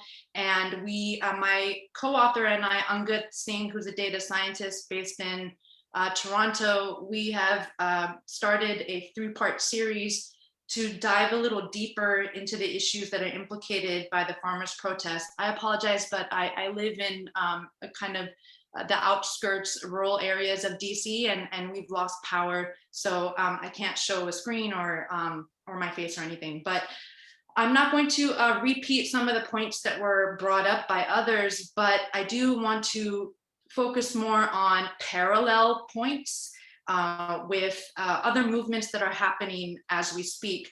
The farmers' protest, much like the Black Lives Matter movement, the calls for free Palestine, free Myanmar, and the protests in Colombia protesting crony capitalism, all of these share a similar thread. and it points us to a crossroads in humanity. For me, the pandemic taught me that we share the air that we breathe, and also that we share the global system, the food system from which we eat. And Raj Patel's book, who I think he's on this call, I saw his name in one of the attendees. His book has been super illustrative about cheap food and cheap labor, and I encourage everybody to read that to get some background knowledge. But for India and for Indian people in the diaspora, for us that are, I consider myself somewhat of an agricultural refugee. My parents grew up in Punjab, and it wasn't a safe place for human rights issues, but also it's a tough place to do agriculture in light of the cancer train that has resulted from the Green Revolution. What we know about India and its history as a colony of the British Empire is that 200 years of British rule resulted in zero gains in per capita income, but numerous famines. And these famines, if you speak to someone from Bengal, they have that epigenetic memory. It hurts. We have that memory, it's not that long ago, of our people being hungry. And we don't want to watch this happen again. Research shows that the British Empire can be held liable for at least one of these multiple famines based on the explicit refusal to regulate volatile market prices in the interest of profiteering. This is about an economic philosophy that doesn't work. This is non-interventionism, the refusal to become involved and instead blaming these famines on overbreeding. There's also hints of racism there when we see things like that. That was the first blow to Mother India from the free market. And then we have the quest for self-sufficiency as a new infant nation, which capitulated to the demands of the United States, led mostly by private fertilizer companies that marketed this deceptive technology, persuading farmers to let go of their traditional practices, which included crop rotations, biodiversity, and leaving the land fallow. All those practices were ended in the interest of using high yield seeds. And the states that were chosen for this experiment were Haryana and Punjab, also known as the Food Bowl. Haryana used to be part of Punjab, but Punjab is now 1/8 of its size. At its height, it extended from the Himalayas to Afghanistan during the reign of Maharaja Ranjit Singh, a Sikh king under which all religions were allowed to practice in their freedom. In Raj Patel's book, we learned that because of these high yield seeds, there was an 87% increase in the wheat yields from 1960 to 1980. Where else do we see this kind of practice? Where else do we see this pattern? In the United States, with the corn yields about 100 years ago. This is a parallel pattern. The impact of the Green Revolution in India is that Punjab is going to become a desert in 25 years. There's been a costly dependence on fertilizers and intensive irrigation that has depleted the groundwater. But we all know this. And so what now? What now is that the lesson from the 60s is that anytime a neoliberal economic policy is positioned as helping the public, as helping us feed our hungry people, we have to question whether this is a liberal veneer or not. And we see this happening as well right now with the digital agricultural investments. Facebook and Google and Microsoft investing huge millions of dollars into the Indian economy, the next Amazon Prime venture.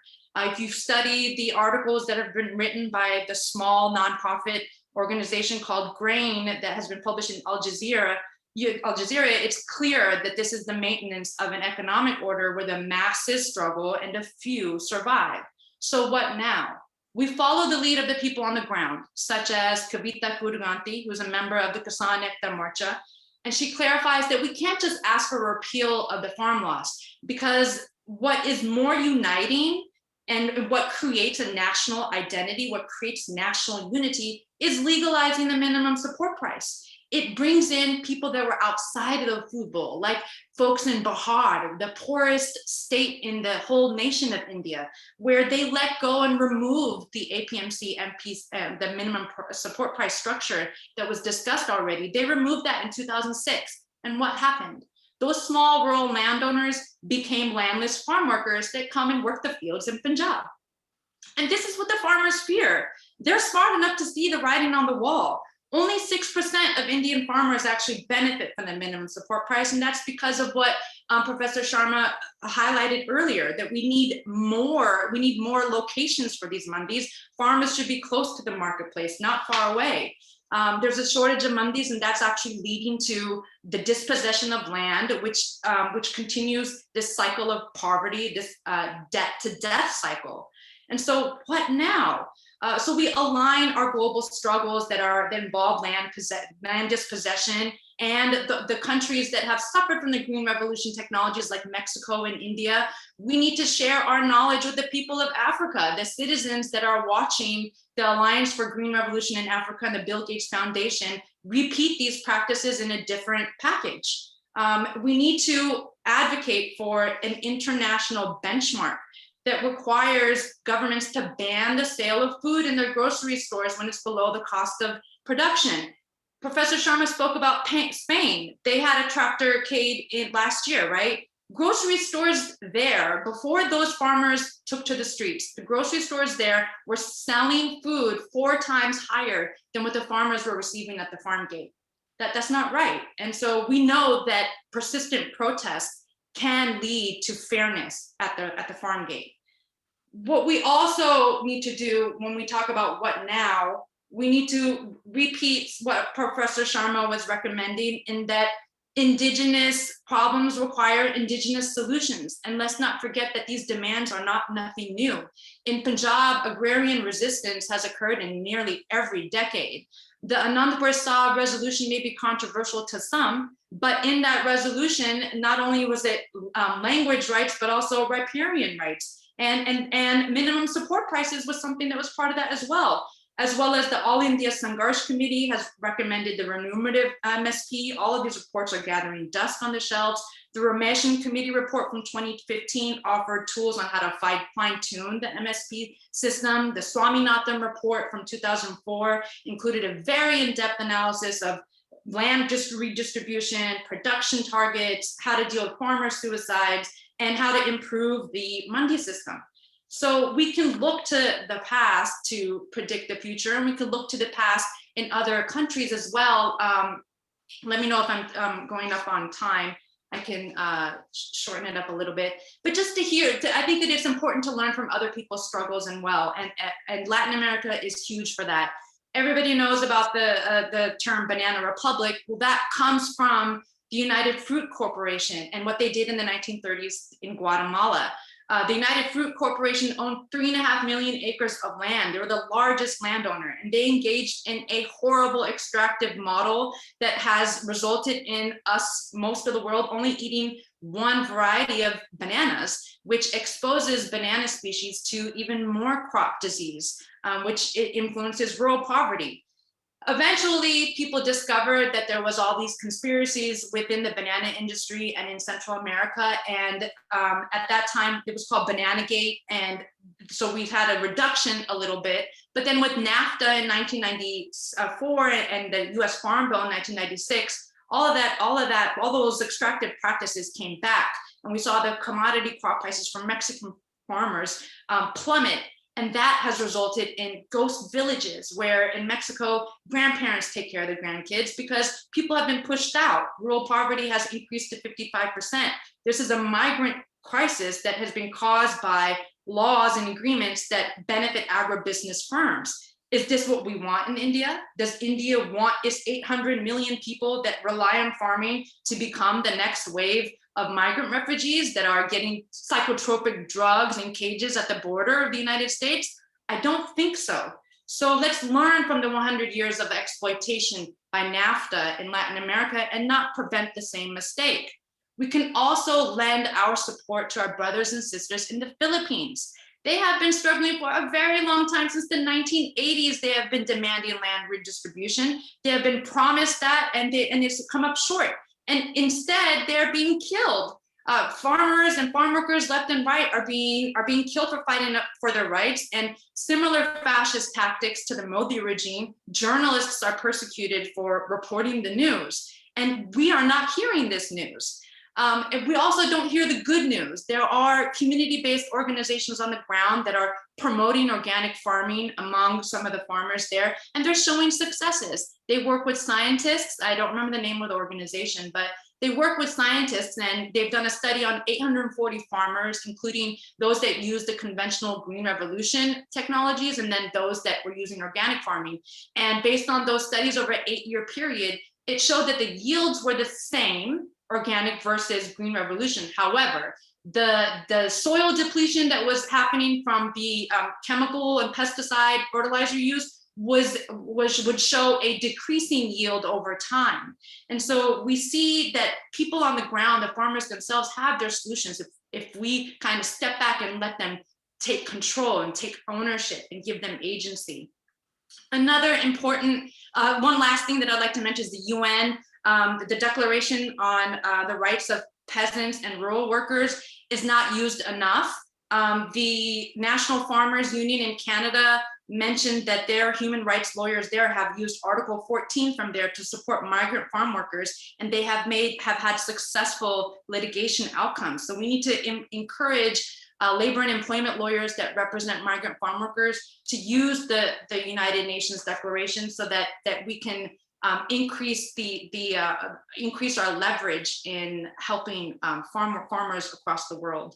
I think that Thank you so much, Daljit. So much going on in that. Drop all those links too, particularly to the UN Declaration on the Rights of Peasants. It's so key to circulate that. And now, Adam. Thank you, Daljit. Thank you. Thank you all. I'm gonna quickly set a timer here because I'm not known for sticking to time. I've got some prepared remarks, and I'm actually just going to try and read. So first of all, good morning, evening. My name is Adam Jadhav. I'm a PhD candidate at geography in UC Berkeley, but I actually live at the moment in LA, which means I continue to benefit materially and intellectually in tangible ways from the dispossession, the theft, the destruction of land and livelihood of both Chochenyo Ohlone and the Gabrieliano Tongva peoples. I make that land acknowledgement because it's important for what I have to say next. I do want to thank my colleagues, comrades, let's call us what we are, co-conspirators perhaps. And my remarks, I have to say, are very tentative because we can all agree that this is an uprising that's both wickedly complex, as our speakers have seen, but also very much in the making. Okay, so I'm going to address most of my comments here to an international audience. We've heard a lot about the ground story in India that still continues to evolve, and I, sitting from Los Angeles, can't say more than my colleagues have. But I want to flag for those of us, for international audience and more, right? In a sign of the times, the protests got their largest boost in international profile when, of all people, Rihanna offers a rhetorical flourish on Twitter. Why aren't we talking about this? Hashtag farmer protests. I want to, for just a second, take Rihanna's question seriously. And considering what we've heard today and where I've been thinking, I want to offer just a few tentative, let's call them bullet points. So I would start by flagging the dangers of a liberal national read on the farmer protest, right? Such an analysis, which is extremely commonplace in the international commentariat, would relegate this revolt and these laws, the Hindutva project against them to transform Indian agriculture, right, would relegate that to simple bad economics or bad democracy.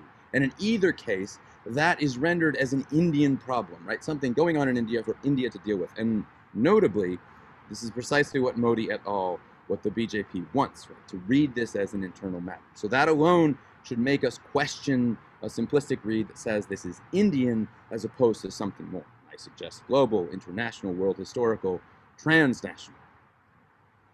That's not to say that it's easy to read the protest. We here can all get on the same page, but for a broader political audience, the protests are draped in a cultural idiom that makes them confusing or obtuse. But that's something we must just simply remember our theory, right? Political struggle will take multiple forms. It will use multiple languages. It'll draw on myriad histories.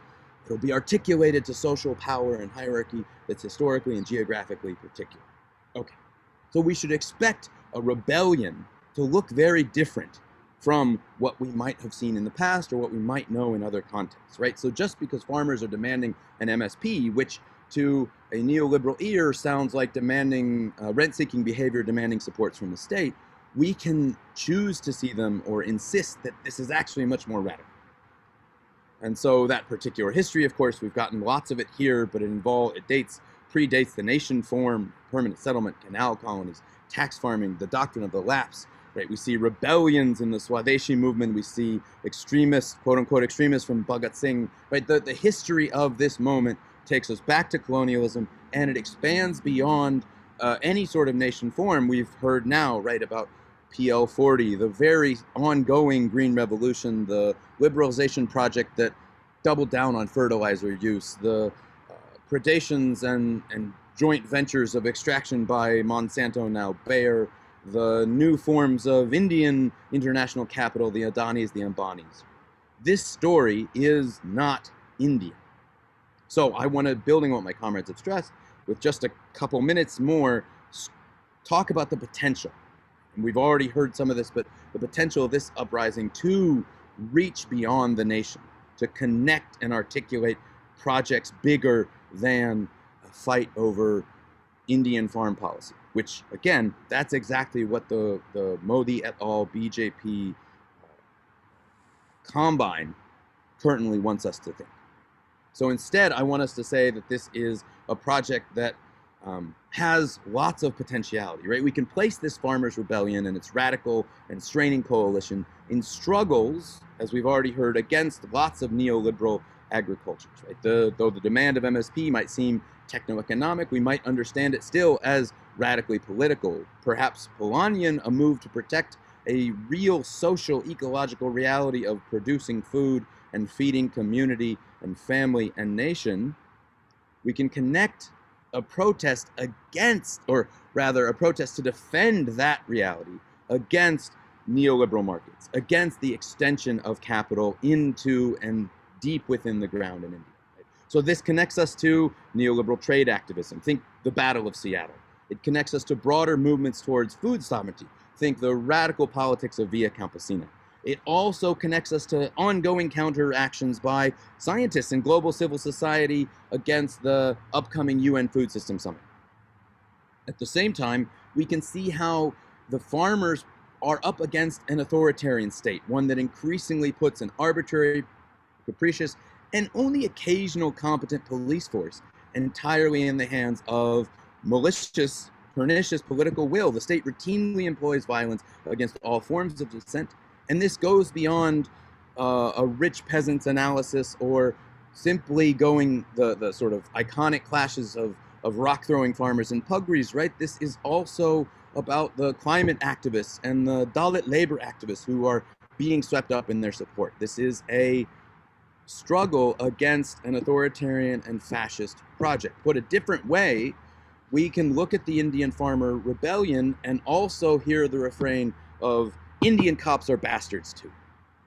Finally, I want to suggest, and this is not terribly difficult to say, that this is connected with lots of struggles, past and present, over the role of land, over the role of labor that shapes it and the fruits of that labor. Put a different way, this is a struggle over the remuneration owed to stewarding a productive nature. And so then the farmers' protests immediately can be put in the same light as those who resist the capitalist enclosure of the sea, the fishers that I personally study, or the fight by land defenders from North Dakota to Colombia to Bolivia, the fight by landless peasants across the global south who say land to the tiller, right? But also the indigenous communities organizing across the world, but particularly with new strength in the United States under the political rubric and demand of land back. Again, that land acknowledgement is required. So I don't want to pretend that this is automatically coherent politics or harmonious politics that automatically connect to other struggles. There are clearly fractures on gender and caste and class lines. It's not yet pan-Indian, but it has that potential. And so if we could tell these stories together, if we could politicize these stories together, then the cries of Kisan Ekta Zindabad, or better yet, Kisan Mazdoor Ekta Zindabad, would surely resonate and reverberate, and vice versa, with calls everywhere to pay a living wage, to make Black Lives Matter, to defund the police, to smash the WTO, or I like the photos, right, smash the patriarchy, to protect the seed, to give the land back, to free Palestine. Thank That's all you, I've got. Madam Jadhav. And now the mic goes to Veronica Limeberry. Thank you, thank you. I mean, thank you so much. This has been such an honor. So much is going on, and to have all these folks in the room together is so powerful. And so I kind of want to pick up where we just left off. And I really want to strongly kind of claim that the fight happening now in India is truly a fight to save the entire world, right? Because once something is gone, once it's lost, once the policies are there that oppress people, it is almost impossible to get those back. As a tribal person from here,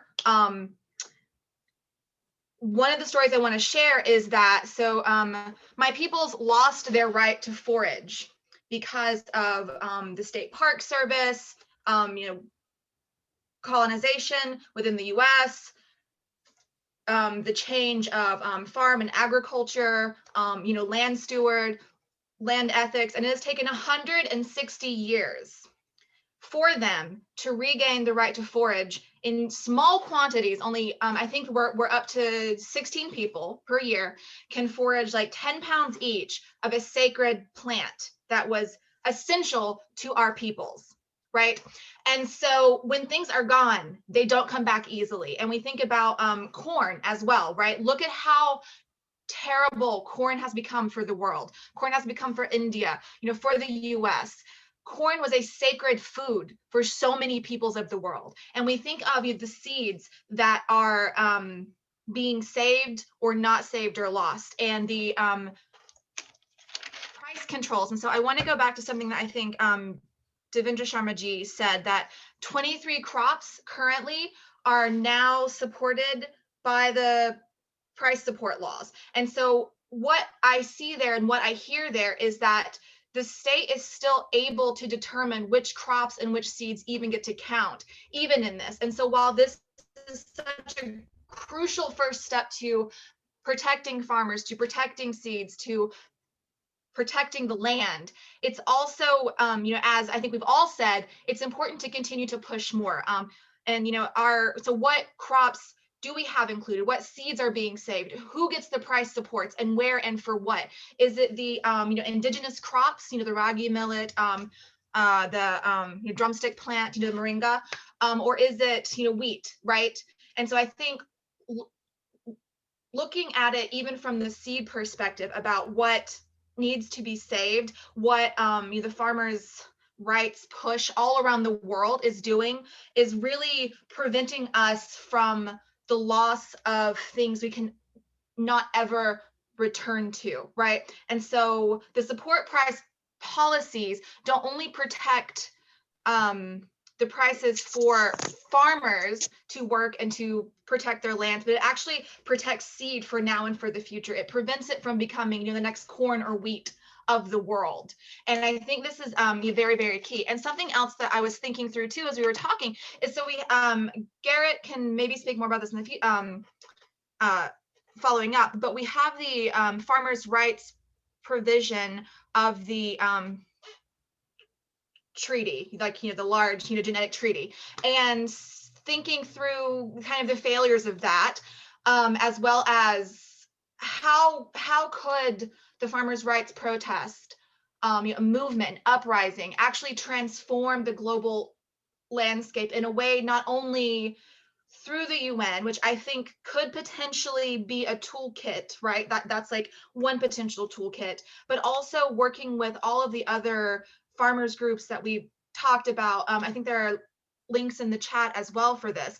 And so thinking through, like, how do we build this model and share this model across these organizations, across these groups, without necessarily having to use the tools of the colonizers, quite honestly. How do we build, what does that end up looking like? How do we save our seeds? How do we save our farmers? How do we save our land? Which of course is what is happening in India. That is the stage where the entire fight for this is happening for the entire world. And so I'm gonna go ahead and stop there because I don't want to take too much time because I know we don't have much time left, but thank you all so much. And I look forward to more questions. Muted. And our final speaker is Kanika, brief remarks, and then we'll open it up to Q&A. We'll probably go beyond our usual time slot, but please ask any questions in the chat box in the meantime. I just wanted to start off by thanking everyone, especially Professor Graddy-Lovelace and Professor Sharma and Mr. Indra Shekhar. It was just such an interesting discussion, and I'm so honored to be a part of it. So last month, I talked to Mr. Singh, who is the General Secretary of BKU Ekta Grahan. So I'm bringing his thoughts and ideas to my discussion.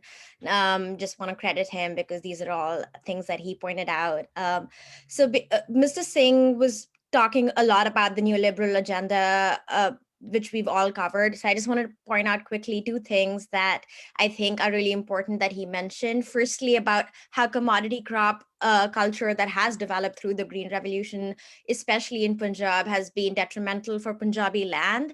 He pointed to how rice, which oversaturates water in Punjabi land, has destroyed farmlands, and it's not what the farmers want, but it's what the government and the colonial states have been forcing upon the farmers, including global powers as well. And the second thing that I really want to point out within this discussion is how they want to move beyond the farm laws to food sovereignty and community-based policy development.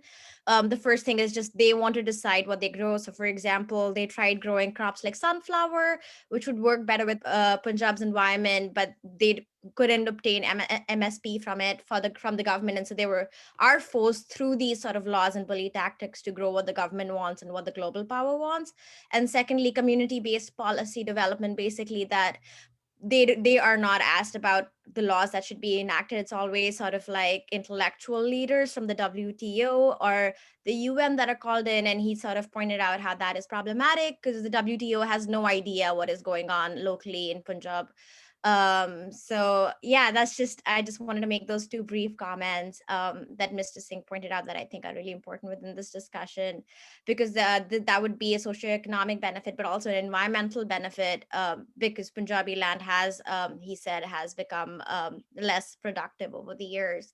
So yeah, I'm just excited to see the decolonial trends that happen through this protest and the wider discussion that has happened. Thank you for having me. Thank you so much, Kanika. And now Professor Devinder Sharma ji, if you have any comments, and we'll just kind of field questions as they come. No, thank you very much. I'm really amazed and excited at the kind of response from all my fellow co-panelists. And I think it tells us a lot about the way the world is thinking. Why I'm saying this is because last year, Garrett, when the lockdown happened, the lockdown 1 happened, in India, if you remember, there were pictures of millions of people going back to the villages, and this was the reverse migration that India had seen. Perhaps the biggest since independence. And there was a lot of talk about it, but after a few months, as it normally happens, we forgot about it. And this reverse migration that we saw, actually, I've been saying that the need is to reverse the economic thinking, which actually pushes people from agriculture or from the rural areas into the urban areas, because urban areas need cheaper labor. Now, that is an economic design which has to change. And what the Indian farmers are standing up and fighting for actually is calling for a reversal of that economic design or the economic process. What they are saying is, in a country like India, and I think for most developing countries, the situation may not be that different from what exists in India. Roughly 50% population is directly or indirectly involved with agriculture, which means more than 600 million people are dependent on agriculture. Instead of pushing them out of rural areas into the urban areas, which the new laws would lead to, what they need is to reverse that process, which make agriculture economically viable and profitable, which means people don't move out. In fact, people try to create or to try to see that their livelihood is protected affected in the rural areas. That's the kind of economic model that the world needs now. I think we have learned from the mistakes of what happened in America, what happened in European Union and the other developed countries. I think it is time to reverse that process. So I think the message for me, particularly from this massive protest or iconic protest that we see in India, is actually they are going much beyond only what we see as MSP, fight for MSP. I think what they are actually fighting for is the reversal of that economic design, which is outdated now, and the world needs to really now move forward to a newer kind of economic thinking. The new normal should not be displacing people, but trying to see how agriculture can be more profitable. In fact, one of the headlines of one of my interviews, I think summed it up very well, where I had said that we are already faced with jobless growth. Jobless growth is something that we encounter everywhere in the world now. Why do we want a jobless agriculture? Given that we already have jobless growth, why do we want a jobless agriculture? I think that is what Indian farmers are standing up to. Such an important point with such global repercussions. Raj, do you want to unmute and show video and ask your question? I can. Hello. Comrades, thank you so much. I realize that essentially what I'm doing is asking Adam's question here, which is to ask the question that we in the global north and positioned outside India, and those of us who are banned from going there, have trouble accessing, which is an understanding of the politics of counter-hegemony that are being built right now. I mean, what one hears of the repercussions of Modi's anti-farmer stance mattering in elections, in elections that have just gone by, and one hears of the alliances that are being built far from the north, far from Delhi, far from the areas where these laws really are going to matter the most in the short term. But I'm curious about the rhetoric, and I want to ask Adam's question again, in just to say, look, it's one thing to look at the front lines and to be deeply moved by them, and it's another to wonder whether the long-standing politics of erasure that Adivasi and landless workers face in India are actually being reconfigured right now. And so I wonder if our comrades in India might be able to speak in ways that don't betray anyone to the security services who are listening right now, but speak to if there is genuinely, or whether there are nascent signs of a coming together of farm workers and farmers and Adivasi communities and Dalit communities in ways that are transformative and different this time round, as opposed to a return to the kind of national political sentiment that Adam was talking about. And I'll mute and listen with great interest. Thank you. Indra, Shekhar, you want to start first? Yeah, I would like to take that question up. Raj, do you get a little bit of Hindi? May I, if I quote you an idiom in Hindi, would you get that? Just a little, yeah. खरबूजे को खरबूजा देख के रंग बदलता है. Okay, and for the English people, it basically means that once there is something starts, then other things also start, the domino effect starts to take place. So what in the rural landscape is happening, and I'll give you some signs of that new coalition coming together. First of all, never in India were farmers united as one political class, which included the tenant farmers, which included the farm workers. It had never happened. The farmers in India have been the most conservative class and people ever to basically see. The Haryana farmers were basically told that they are the land of Khap Panchayat, and the other areas had other problems. But it is for the first time that people are rising above their communities. People are rising above their differences and coming together. The second sign of why this all is kind of coming together is that we see that different types of Kisan unions or farmer union and farmer organizations, many of them being represented by the Lal Salam or with left leanings, have basically come together and standing shoulder to shoulder with some of the right and more conservative farmer organizations. So you see that it is a new kind of melting pot where it doesn't matter what your political leaning is or inclination is. You're here together to fight together. This is, again, I don't know how much, maybe this is the 1989, 1990 moment where the BJP the left, everyone came together to oppose the Congress. I think maybe that kind of, at least that kind of thought, people are talking about it, and farmers are now at the forefront of this. And the farmers are not alone.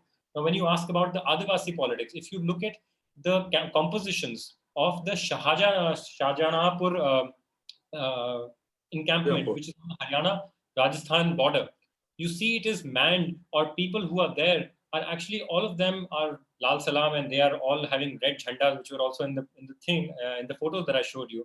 But they represent Adivasi communities. There are whether you go to Ghazipur, you go to Tikri, you go to Singhu, they have a fair representation there, and they are taken as equals. So this is again a very new thing which is emerging in India, where caste is no longer a barrier. You know, farmers and all rural India is taken as one class. So these are some of the few developments that I've been seeing now. The other thing, when it comes to the top level leadership, well, we've spoken enough about the people, but now if you talk about the top level leadership, we've seen how that each time Dalit issues are at the forefront of the farmer revolution. We have major leaders like the Bhim army leader Shekhar Azad Raman, who shared stages multiple times with people like Rakesh Tikait, and has been to Singhu border and has been to Tikri border. And not one meeting goes by when the farmer leaders don't talk about Bhimrao Ambedkarji or talk about the blue wave or that kind of politics. Every farmer meeting you go to, or the panchayat or the people's assembly, you find photos of Ambedkar right there. So, you know, the symbology which the farmer leaders have adopted are talking about this. They are basically, their messaging is strong message that we are now representing a new coalition for politics and a new political class, which is beyond everything what you guys talk about. It's beyond caste, it's beyond division. It's a more of a synthesis that's happening. You know, if you understand Hegelian thought, when they're talking about how there is first something, you know, something happens, and then there is a reaction to that. And post that reaction, there is a synthesis which combines both those reactions. If you look at the Indian political history, we're talking about the Congress, the BJP, and now boom, here comes the farmer movements, which synthesizes everything and maybe starts and lays the foundation for a green politics in India. I think I answered your question. If not, please ask me again. I can elaborate on any other point you want. Well, I can add something for Raj, for you to, appreciate this. You know, 5 years back, I, for the first time, brought about 55 farmer leaders on one platform at Chandigarh.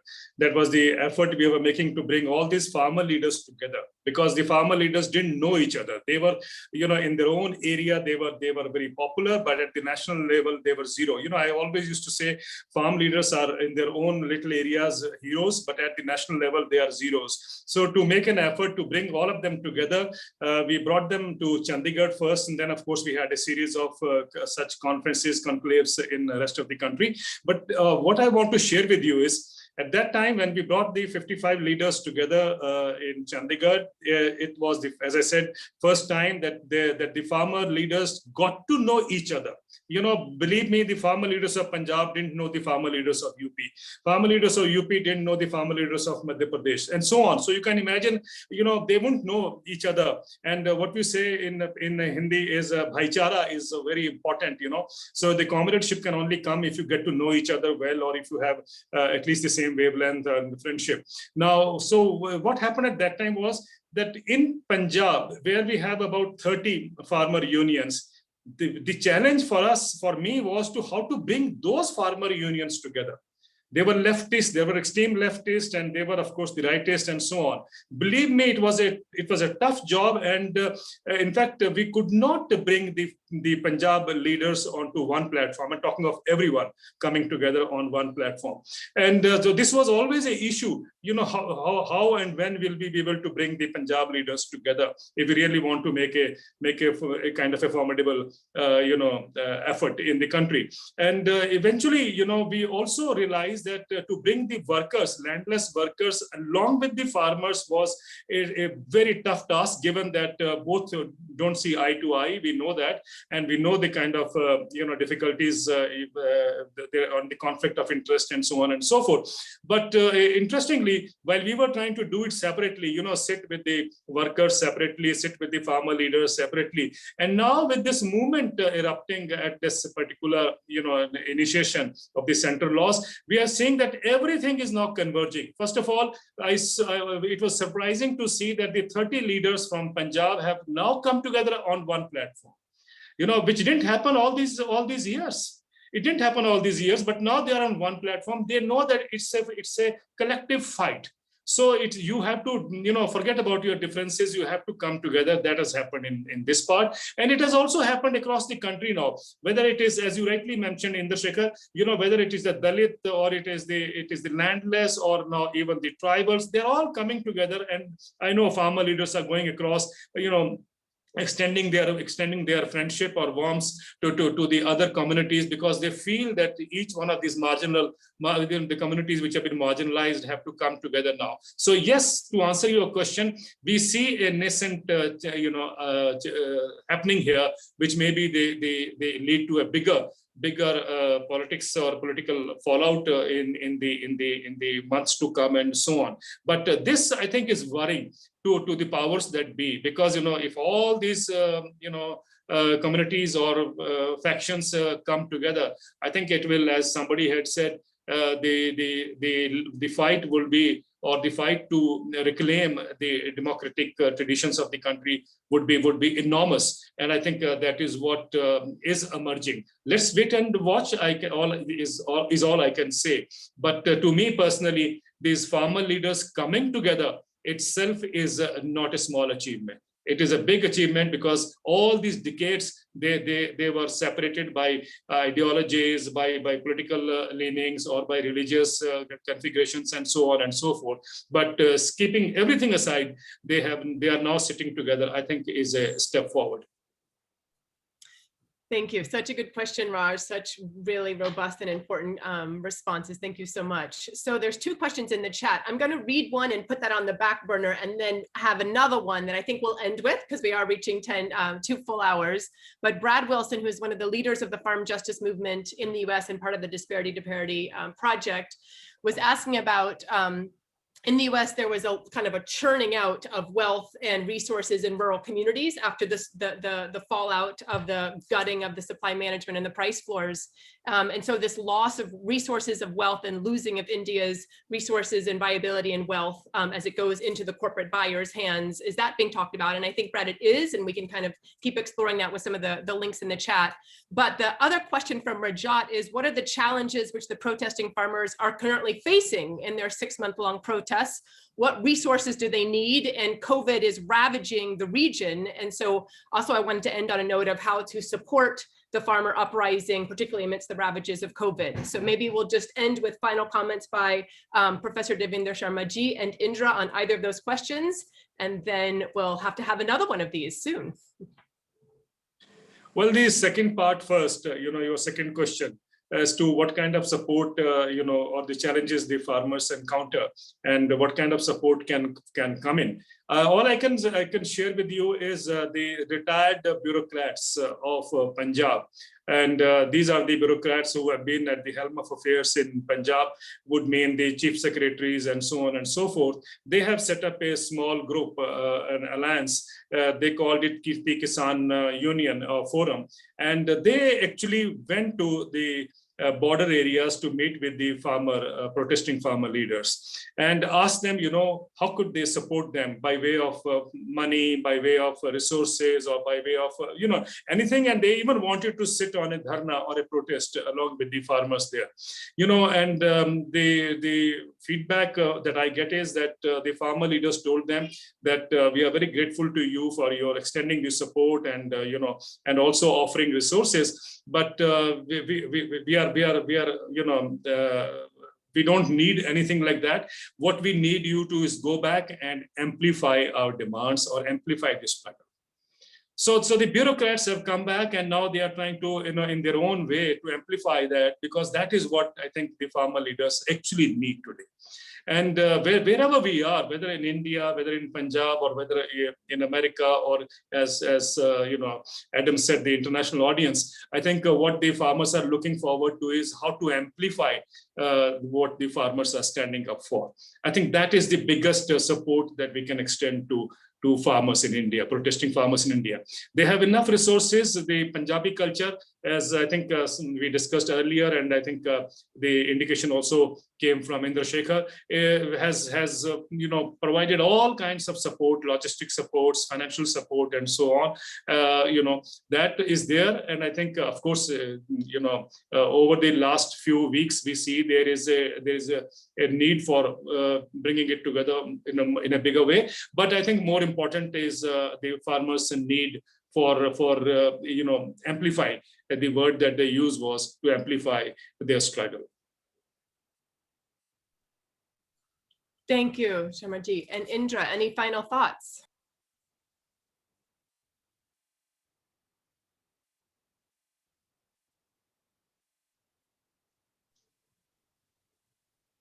I would attempt to answer Brad's question, and which was talking about what happened in America post World War II, and is that comparable to what's happening in India right now? I feel when we talk about the structure of the farm in America, starting from the early 19th century, like from 1920, 1930, India is still in that state where the land agriculture is the main occupation of the people. Land ethic is still intact, and most of these these farms are family-owned small farmers. And of course, the size is much different, like when we talk about America and India.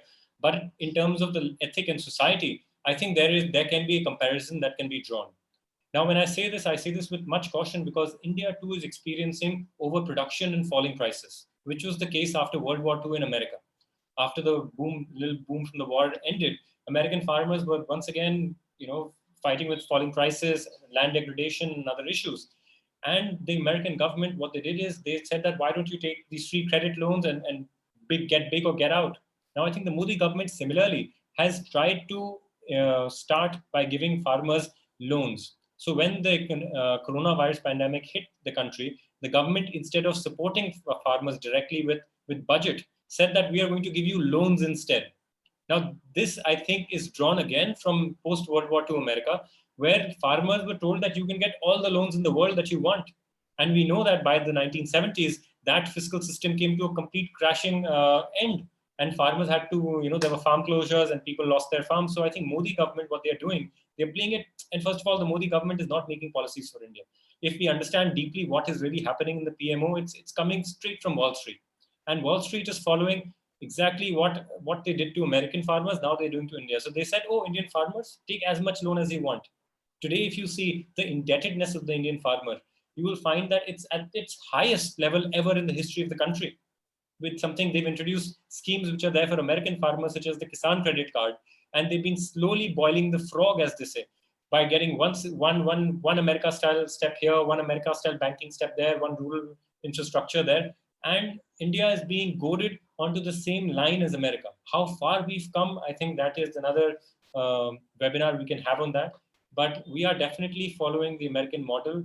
And what is happening in India is, there is going to be an artificial bubble. Every farmer in the country in India who's not connected to the banking system will eventually be pushed and thrown out of his farming of the farmland to become industrial ghettoized workers. I think that's where we are heading. We've already seen a technological racism which the Modi government has enacted by saying all the people who are linked to banks and have digital phones are classified as farmers, and rest of the people who are not literate, who don't have banking connections, they're just counting them out. So these are some of the things that are happening, and I'll end at that. Thank you. I hope I answered your question, Brad. Thank you so much, Indra. So much knowledge. I'm going to have to save this chat, and I might send it out to people, some of these resources and links. Another round of applause for our keynote, Professor Devinder Sharma ji, for Indra, for your wonderful video. We're excited to keep circulating that.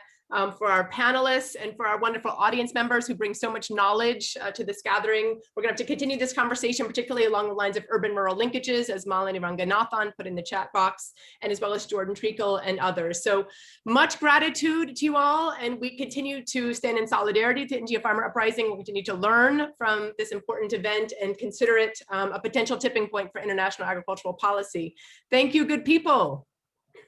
Thank you. Thank you very much. Thank you, American University, for having us here. Thank you. Thanks also to the closed captioner. Thanks for Christiana and Asha and all the folks working behind the scenes. Thank you all. This will live as a recording, and we'll send out the link as to where it will live, but it will live on. Also, I think it will live on the Facebook page of Kisan Ekta Morcha. So that will also live there, the recording. Thank you all. Thank you, everybody.